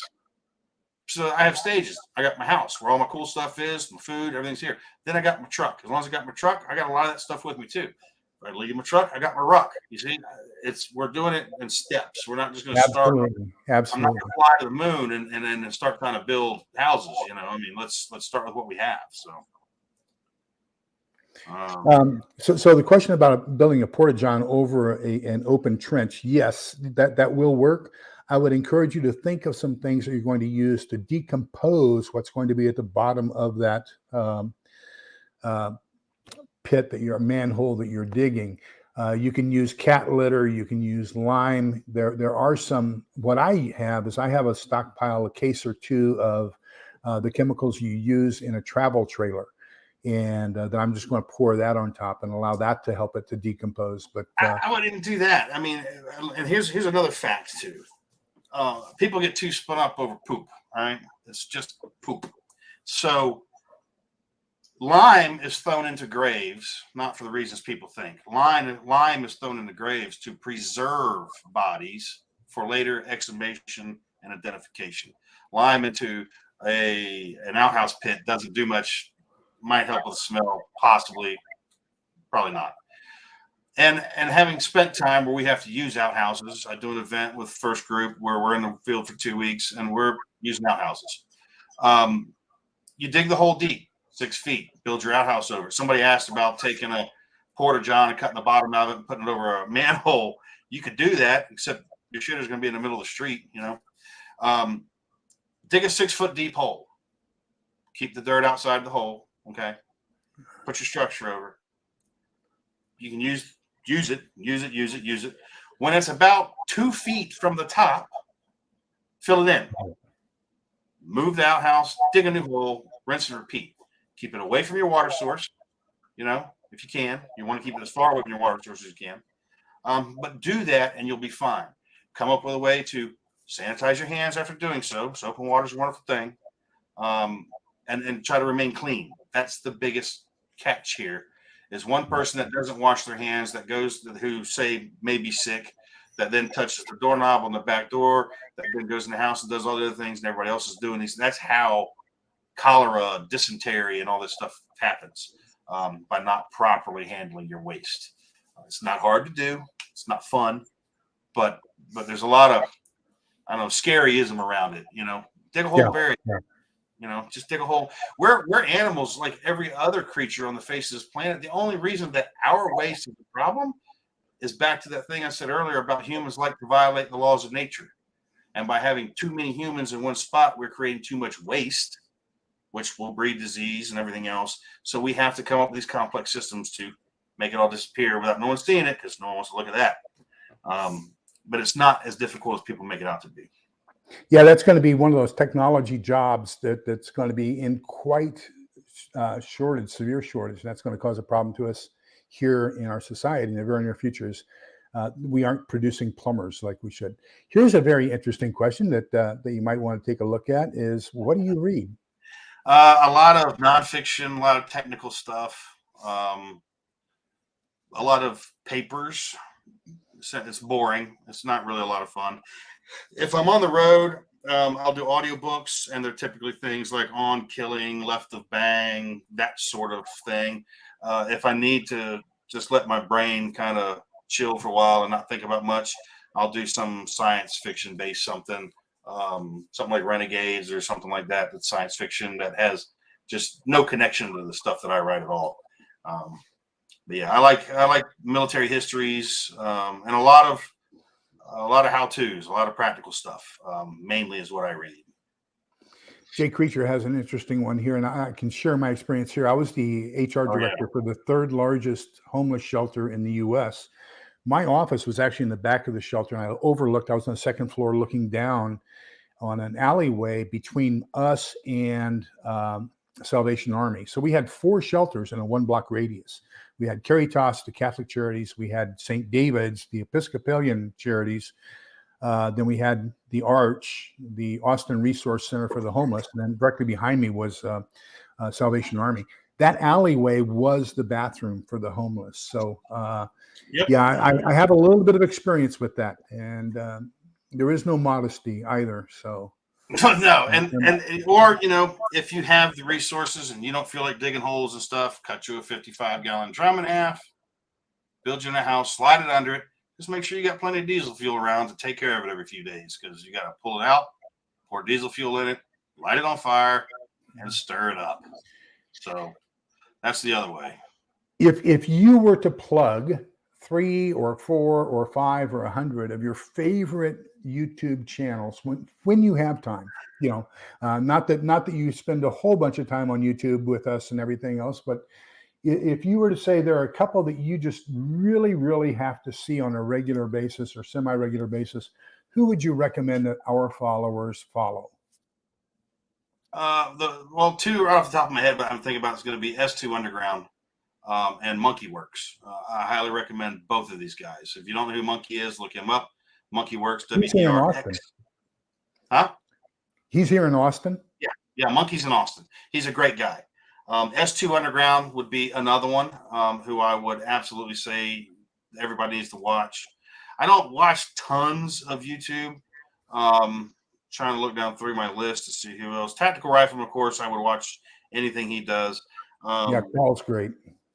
James Yeager's channel, which sadly we no longer have Yeager. He was a friend of mine too, and miss him. And but Yeager, his school for sure. And then a weird one, but it's one that I use because I like to watch a video from it every day, is a guy in Florida, and his channel is called Eat the Weeds, and he will teach you native, medicinal, and edible plants. Oh, wow. And they're really good YouTube videos, very well done, and there's a lot of crossover. A lot of these plants are available everywhere.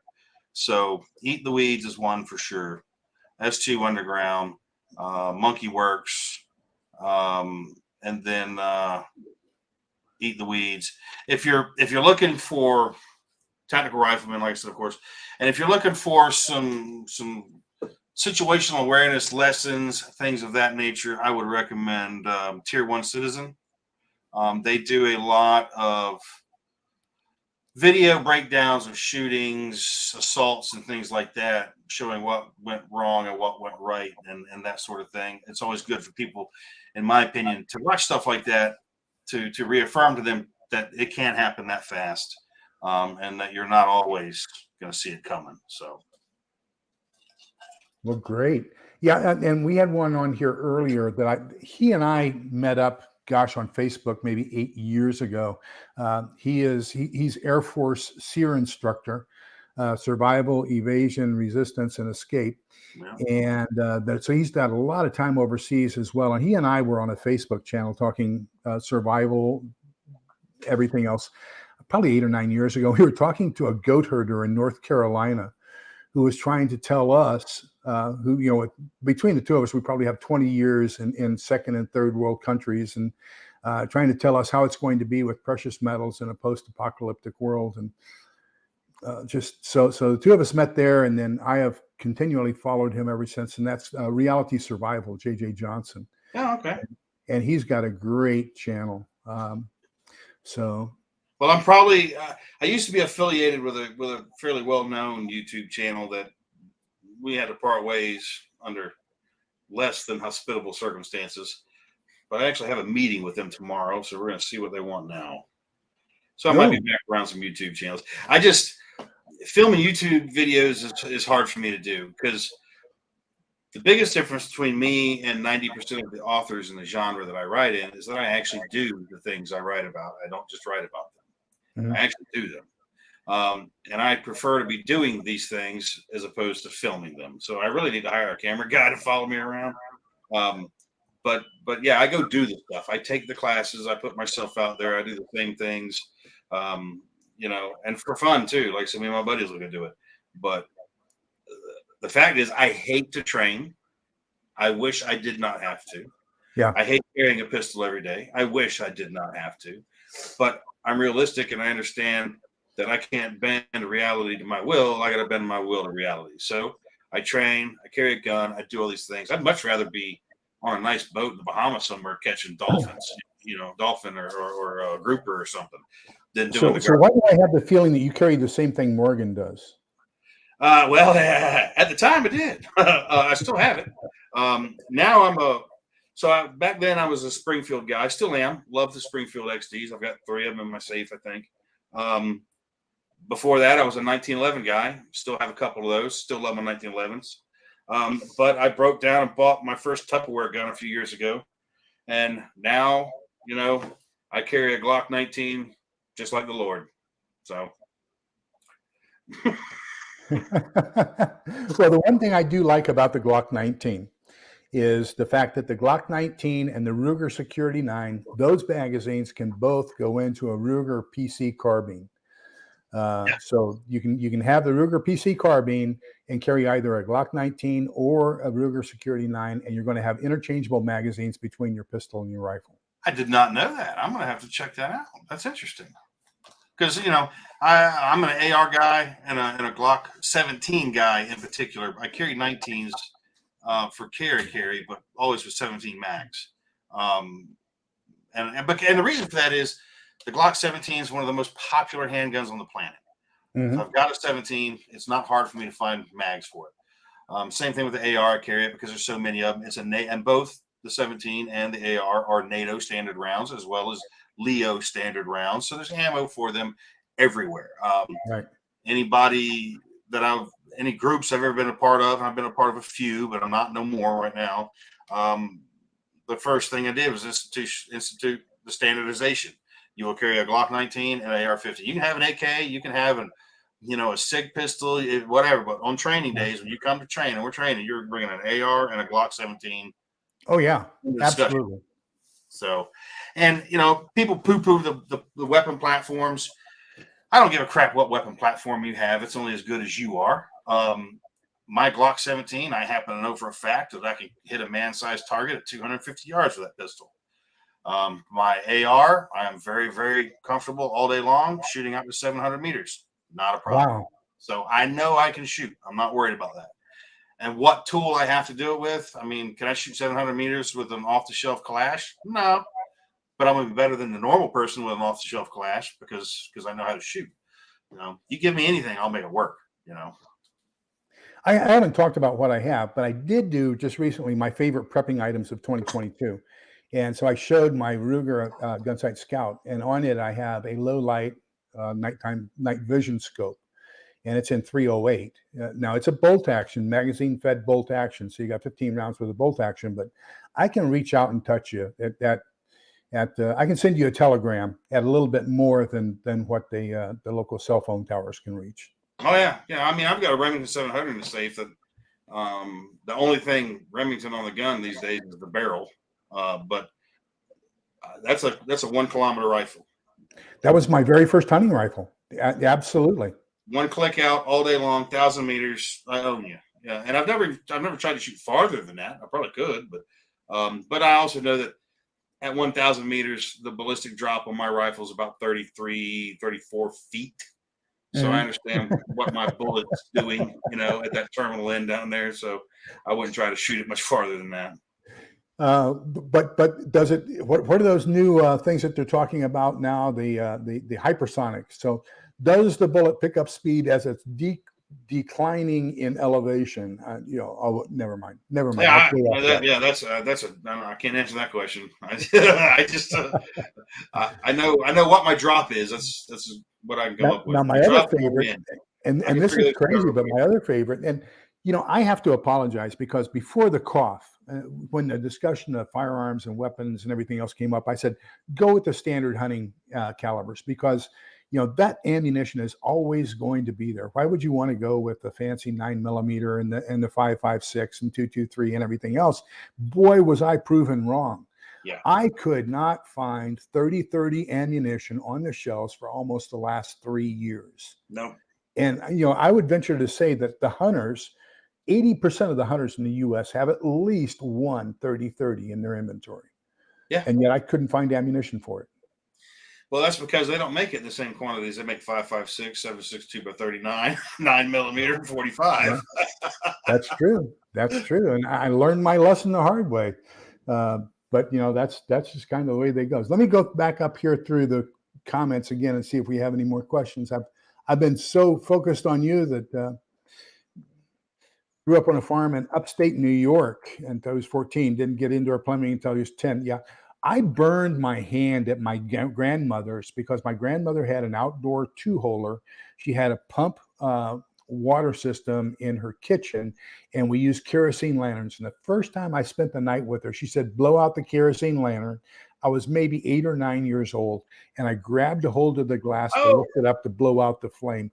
I learned my lesson real quick. So I'm with you there, Dragon Slayer. Yeah, them old hurricane lanterns. Jay there says he says retention holsters, live it, love it. Yes, I am a Safariland level 2. I took a roll down a mountain one time, and it looked like a tactical yard sale when I hit the bottom, and I changed the way I did a whole lot of stuff after that day. And then your next question is, hypothetically, would Morgan shoot a blue helmet in the blink of an eye? Oh, so would I. Without hesitation. Yeah, wouldn't let us have a pot. He had to go out. Don't have night lights. Yeah. 22-250. Yeah, I agree. 22-250 is a good cartridge. Chris, what do you think about the Army going over to the 6.8? Well, I think it's a smart move. The 5.56 has been around forever. It was a substandard round when it was developed. I still consider it a substandard round. I never understood why the Russians went to that 5.45 garbage off of 7.62 but 39. I think it'll be a good move. I'm hoping they can keep ammunition production up where it should be, so that everybody can get properly trained and better with that thing. I like it that now that the point weapons and the area weapons are shooting the same caliber. So in other words, the infantryman's rifle is shooting the same caliber as the machine gun. That's a cool thing. I like that. That's a good idea. That's just one less thing in logistics that we got to worry about. So, and I haven't got to shoot one of those yet. I'm hoping maybe in January when I go to SHOT, I can shoot one, see if I like it or not. But I'm a diehard AR 5.56 guy just all day long. I love them, and the ergonomics. I can run AKs. I'm fine with an AK. I don't like running an AK. Everything's backwards to me. I got to reach over to charge it.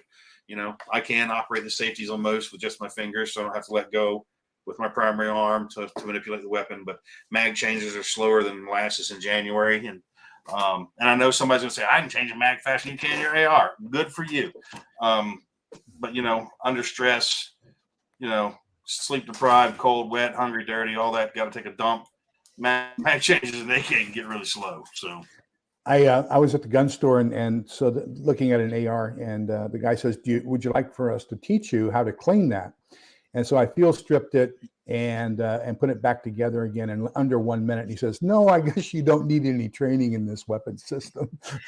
Yeah, but, I got asked that once at a range, and I asked the guy, he asked me about, he goes, you want me to show you how to take that? Because it was a brand new rifle I brought to the range. And I set it down. The guy's like, you want me to show you how to take that apart? And I went, you want me to do it blindfolded? Yeah. He didn't ask again. See, that's the way I am with the M1911 too. Now the new, the M9 and then the M1718, I don't have any experience with that at all. But the last time I qualified with the M1911, you had to fire 50 rounds at 25 yards. And I hit the target 85 times with 50 rounds. And the MP in the next lane over failed. She only hit her target 3 times. Damn. So it's not bad. And field stripping an M1911 is nothing like field stripping a modern 1911, and definitely not like stripping the 92.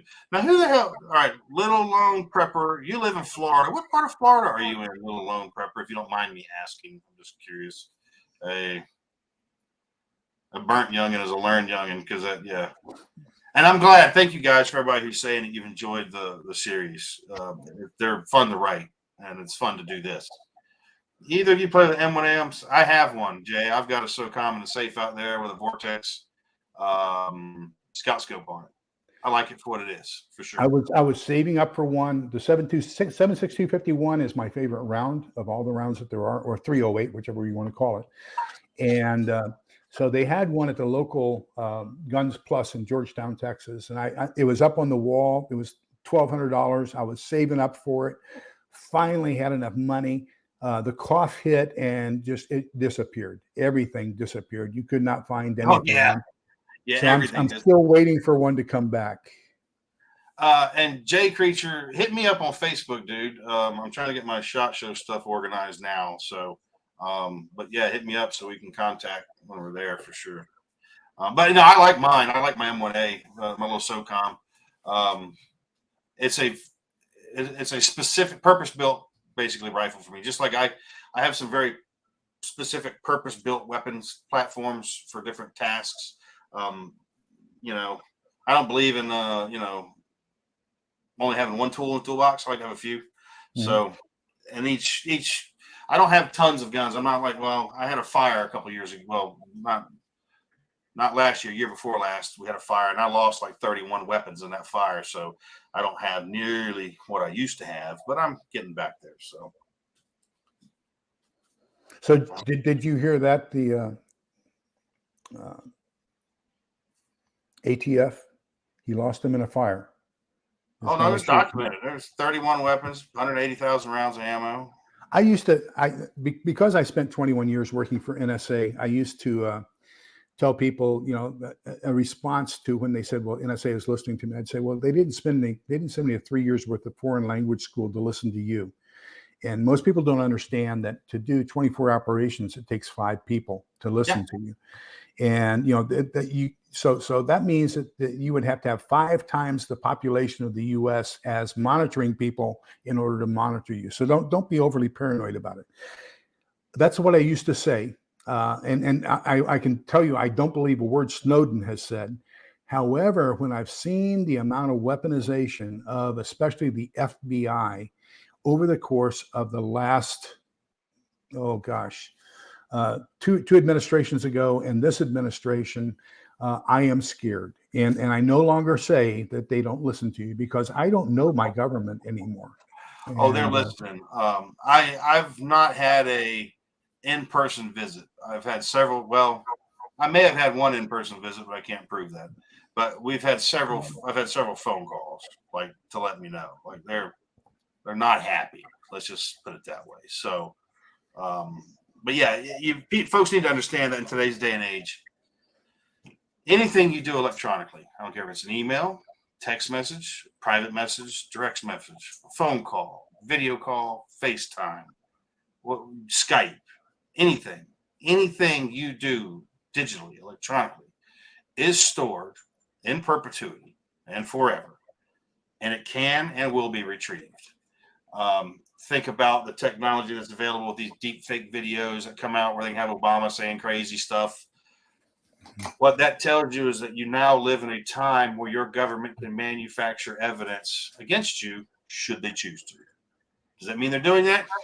I don't think so, but they can. And then how do you argue that that's a fake video when the ultimate authority of the land is the one who made the video? So you see where we're going here, and there's really no way out. We live in a time where once you've been deemed an enemy of the state can positively, totally, and completely destroy you. And they don't have to kill you to do that. You can literally be cast out of society. We're not too much further away from the social credit score thing. It's coming. And that'll just be one more tool in that box for them. Just one piece of information for you there, Jay Creature. I don't know, things may have changed since I retired, but we referred to the building Ops 1, Ops 1A, Ops 2, Ops 2A, and Ops 3, as well as FANX, which is the Friendship Annex, Friendship Airport. We had a whole bunch of buildings over there.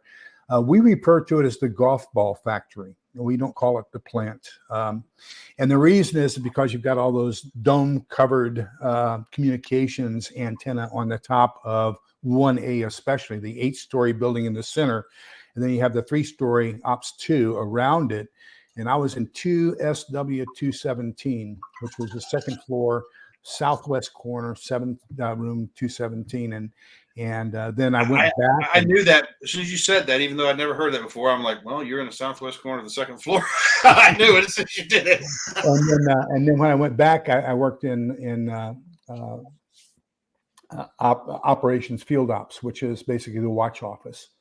So we were in charge of everything that happened worldwide. So I did not see anything in any incursions of U.S. persons at that time. But then remember, I retired in 1991, right after Desert Storm. So things have probably changed a lot in the last 30 years. Oh, they have. And Jay here makes a good point. He says, except that the data is too big to listen to everyone. And you're correct.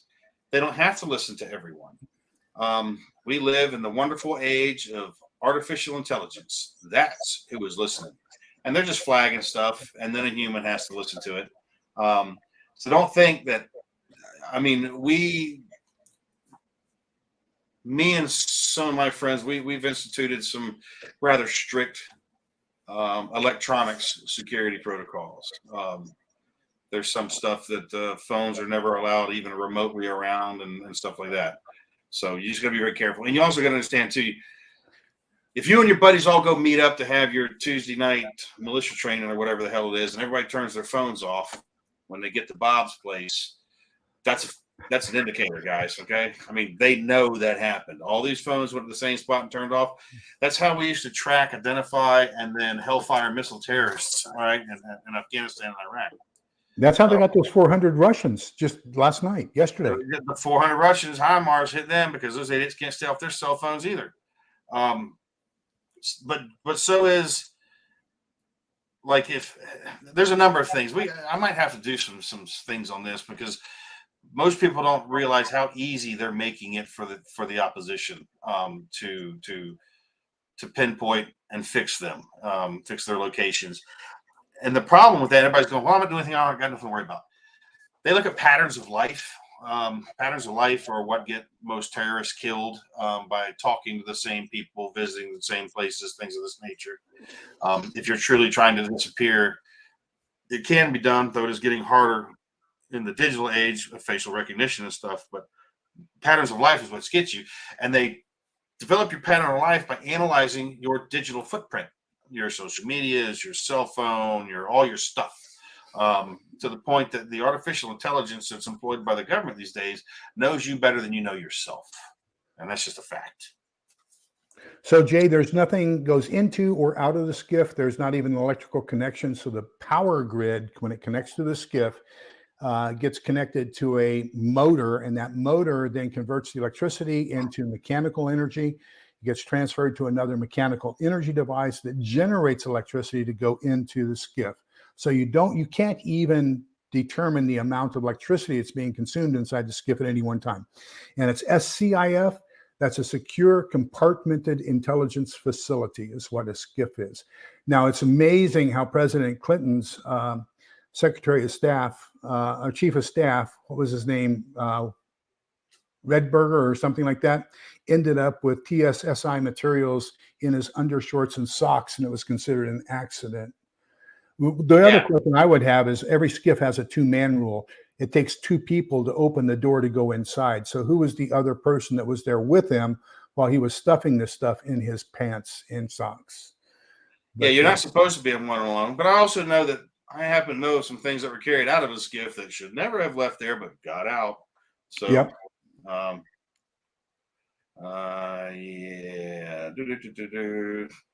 Yeah, if your phone is your biggest liability, folks. I mean, I carry one too.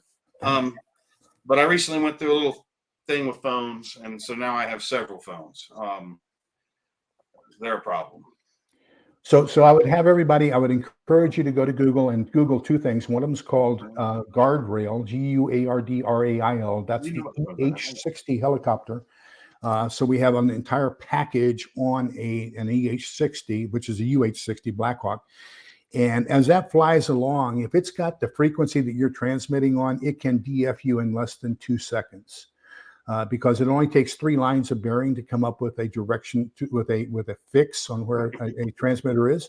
So imagine if you've got something that's flying and changing location every millisecond, and you take that same signal, you can DF that signal in less than 2 seconds. The other one is we had another system that's been replaced and upgraded, and that was called Guardrail. And so Guardrail, it was a Beechcraft King Air, and that's been upgraded now, but it's the same thing. It just flies at a higher altitude. And so they can do the exact same thing. They can DF you in less than 2 seconds. So if you think you're going to be cute and get off the air before you've been DF'd, if they've got your frequency, you've been DF'd. That's all there is to it. Yeah. And two, the whole idea also of that in today's 21st century here, 22nd century, whatever the hell it is right now, the idea that triangulation is how they get you is obsolete. There's equipment these days that are small antenna arrays. These aren't very big. You can easily have it on a vehicle that will give you range and bearing of a transmitter like instantaneously. When it receives the signal, it can tell you the frequency and the range and the bearing to it. Like, So that's time of arrival. It's usually got 4 poles sticking up. And so what they do is they measure in microseconds when the signal hits each one of the 4 antenna elements. And then that's going to, so if you've got 4 antenna elements, any 2 of them give you a line of bearing. All 4 of them put together, now you've got 3 combinations of 2 you've got to fix automatically with just 1 antenna.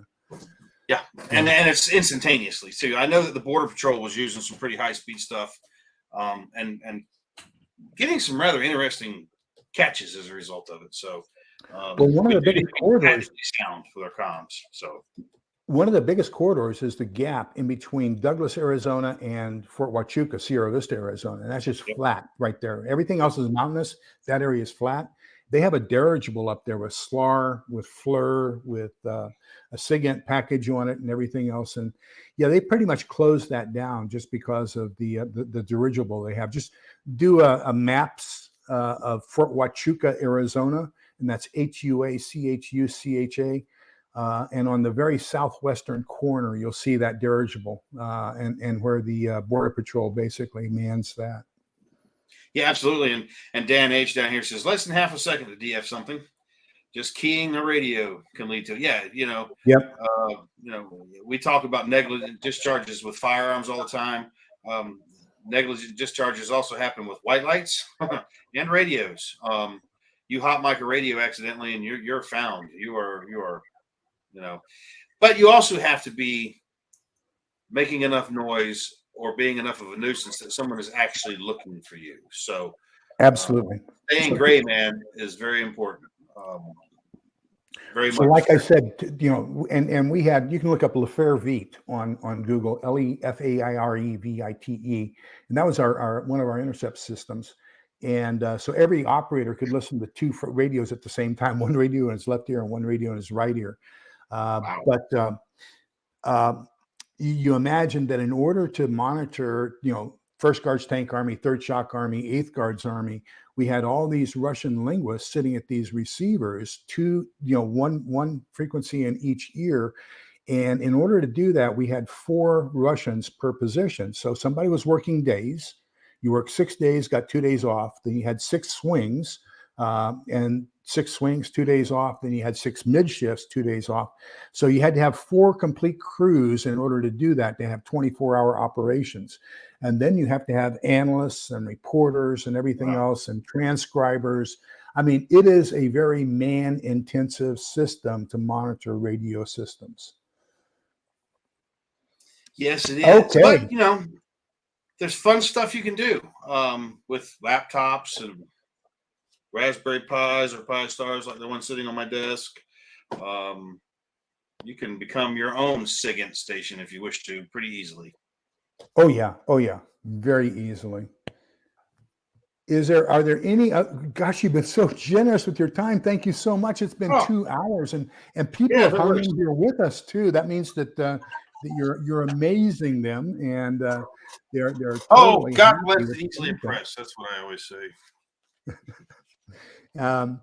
Are there any final questions before we're hitting the 2-hour mark? And I would like to thank Chris for his gracious amount of time sharing his vast, extensive array of knowledge and some of the people and how he's gained that knowledge with us. And I hope that he has proved to be something beneficial to all of you. I hope, number one, that it encourages you, now that you've met the author, to get a little bit better understanding of who he is, where he's coming from, and where he's got his experience from, and how that fits into the books that he's writing, so that it encourages you to read all of them in the very, very near future. And as I said, we're going to continue on. We've got book 3, and so that is Escaping Home, and that's going to be our discussion the last Thursday of this month at 8 p.m. right here on this channel.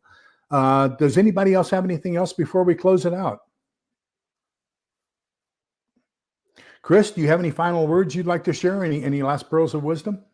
Well, not really. Appreciate you guys having me on. If as you move through the series, if you guys want to do this again later, we can do this. You guys can ask more questions. I'm more than happy to. as you know, I got into all this by accident. The preparedness thing started out just because as a curiosity as a kid. But I learned really quick that is a very good friend of mine, Alan Kay, likes to say, if you stay ready, you ain't got to get ready. So I learned that maxim pretty quickly and stuck with it. And as far as knowing the things and doing all the stuff, I like to make a joke about the old State Farm commercial. I know a few things because I've seen a few things. Yeah. Ain't that I the go truth? out and do. I don't watch YouTube videos and then try to write books explaining to you guys what it's like to do things. I actually go do them for real.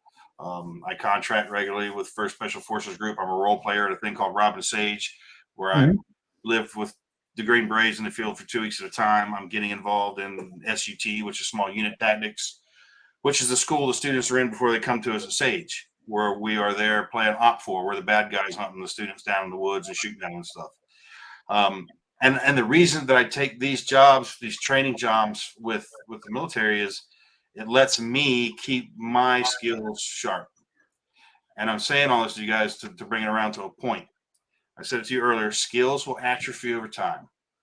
All right. I don't care what you used to do. If you don't still maintain that, then it's just that you used to do it because you can't do it anymore. Take some training classes, weapons in particular. You need to learn how to defend yourselves. But then take your prepping serious: food, water, medical, security, all the things that we need, as well as money. I removed myself from the stock market years ago. I used to be a day trader. I used to make very good money at it. I left that casino a long time ago. This is going to be a very bad year for it. Last year was a terrible year for the stock markets. This year is not going to be much better. But start preparing to absorb some of these shocks that are coming. You think we had food issues and logistics problems and all that stuff over the last year or two. It's about to get a lot worse. And when things go kinetic with China, they're going to get profoundly worse than what they will be at that point. So, prepare yourself. Especially with as much as we rely upon them for most of our products that we consume here in the U.S. They are the industrial center of the world. Think about Absolutely. it. I mean, everybody manufactures. Everything is manufactured there. So when they close their doors, to the world for whatever purpose, it's going to be a bad time. All this stuff that we take for granted, that's 2-day free shipping, Amazon click away, click of the mouse, everything I want. Those days are going away. I was surprised to find out that we didn't have any IV fluids at the beginning of the cough because they were all manufactured in China or India. Yeah. So, and then we got Lori. Tests are being made there, and they're jacked up. And then all the masks were made there. And you know what the funny thing was? Human nature perplexes me. I had access to 3 million N95 masks manufactured by 3M. You don't get no better than that. Mm-hmm. And I couldn't give them away at the peak of the pandemic, when things are as bad as they could be. I was offering these to hospitals for pennies on the dollar because I had access. And nobody would buy them because I wasn't on somebody's good old boy list and the kickbacks weren't being paid. When N95 masks were selling for $4.95 a piece, I was selling them for $1.50, and I couldn't give them away. I was at a prepper thing at the first week of 2020, February 2020, in Belton, Texas, and which is just east of Fort Hood. And this guy comes up to me. He says, "Hey, I just acquired 4 pallets of pandemic kits, and each one has a mask, a hand sanitizer, gloves, everything." And so I'll sell them to you at $8 a bag, and they retail for $29. And I said, "Whoa!" So he opened one up, gave it to me. I took a look at it. I said, "I'll tell you what, I'll take 4 cases of it."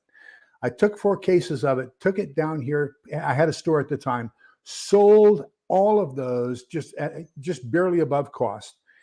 Within 2 weeks, ordered 4 more cases, and the price doubled because now the demand and everything was unbelievable.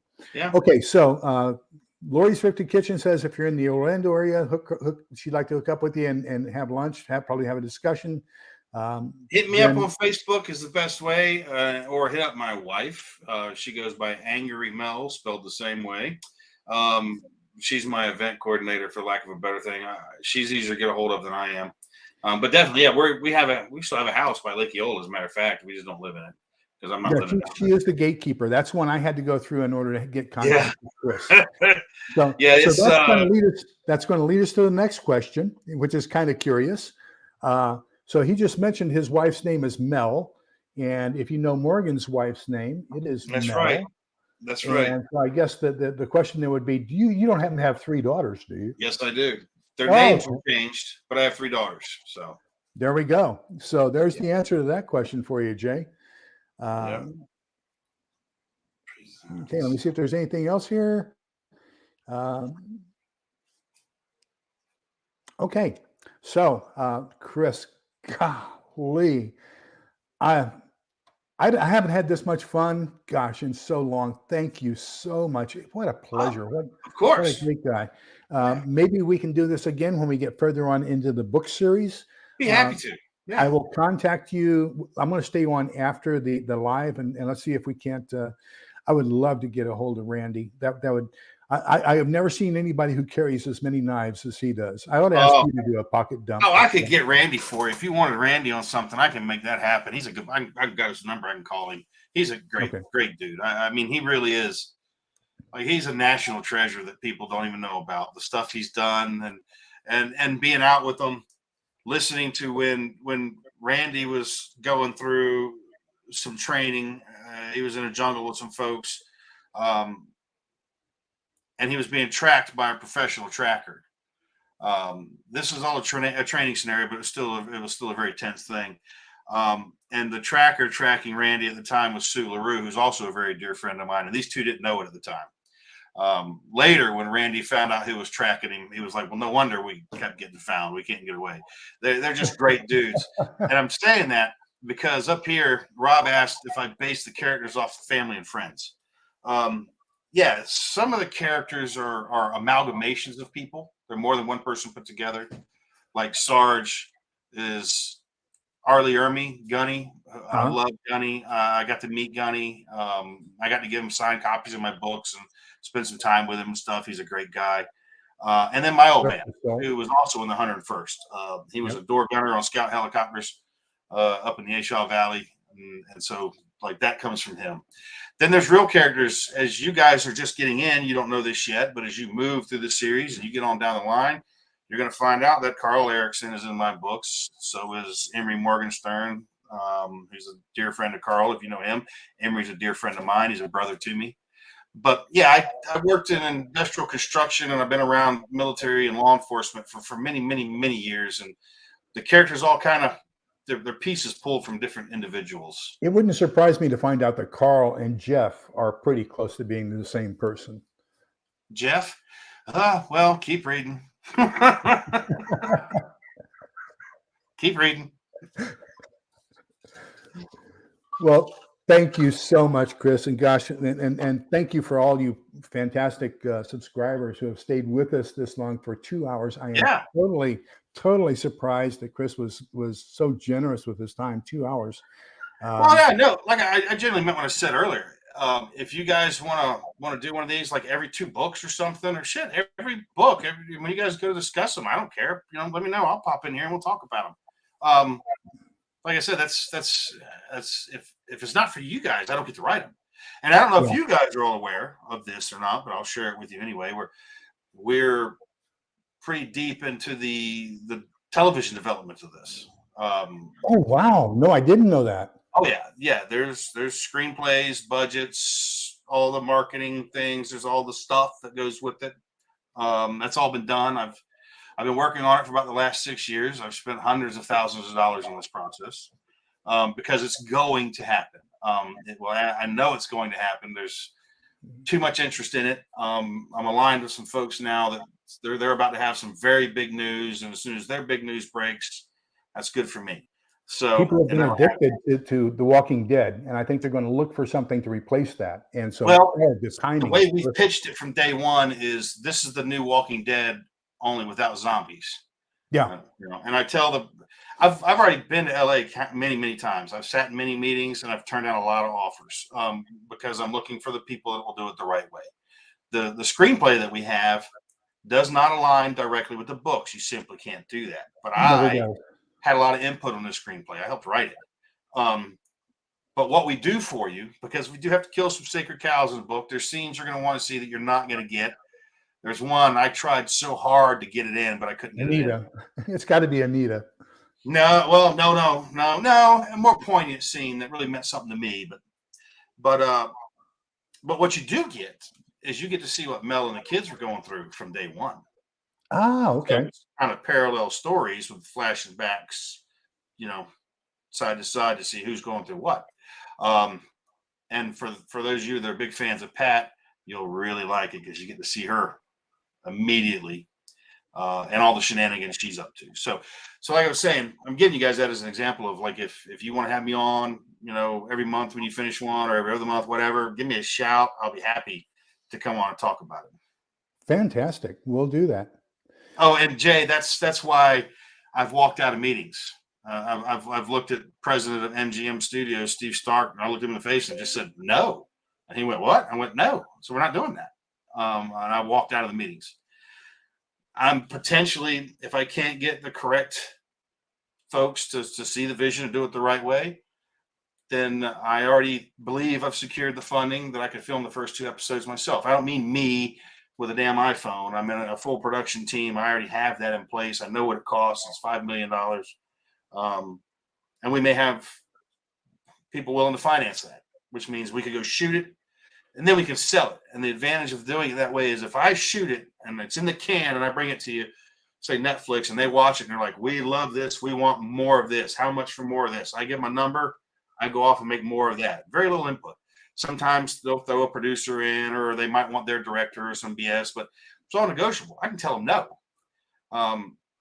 As long as I can find a way to monetize it, I don't have to be at the beck and call of Hollywood messaging. That's what is most concerning to me. So there's a few options out there. There's some alternative streaming platforms that I could take it to, or I could just simply build my own website, host it on my own servers, sell it as a subscription, and you can log in and watch it from any device you want to. Real easy. So we're even looking at an app.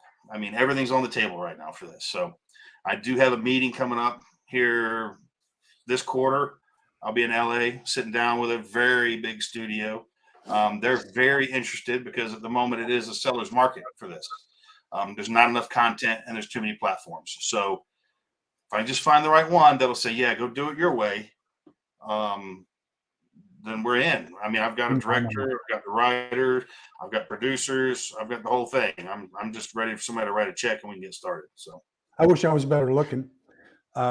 Good start for you, But anyhow, Jay had mentioned a while back that I guess he enlarged the screen, and he says on the whiteboard behind you, there's volume 13 is in the works, and so.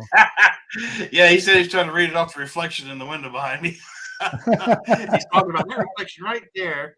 This one, which he ain't seeing nothing on.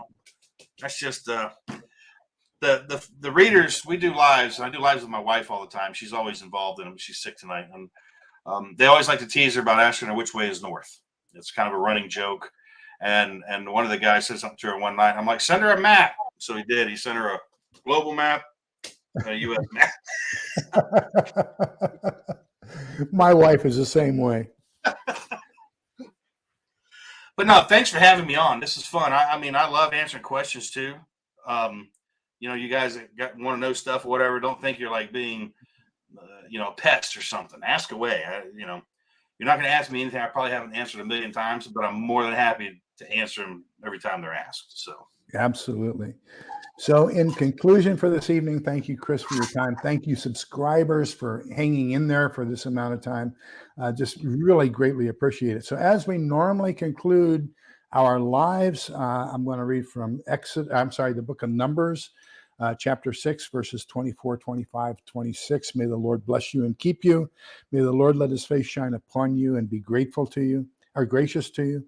The Lord look upon you kindly and give you peace, because I want you to remember what I say as the Cold War prepper, and that is that we're all in this together. Please be kind, polite, and respectful to each other, because coming out the other end, togetherness is the key. Take Well, care, everybody. Go ahead.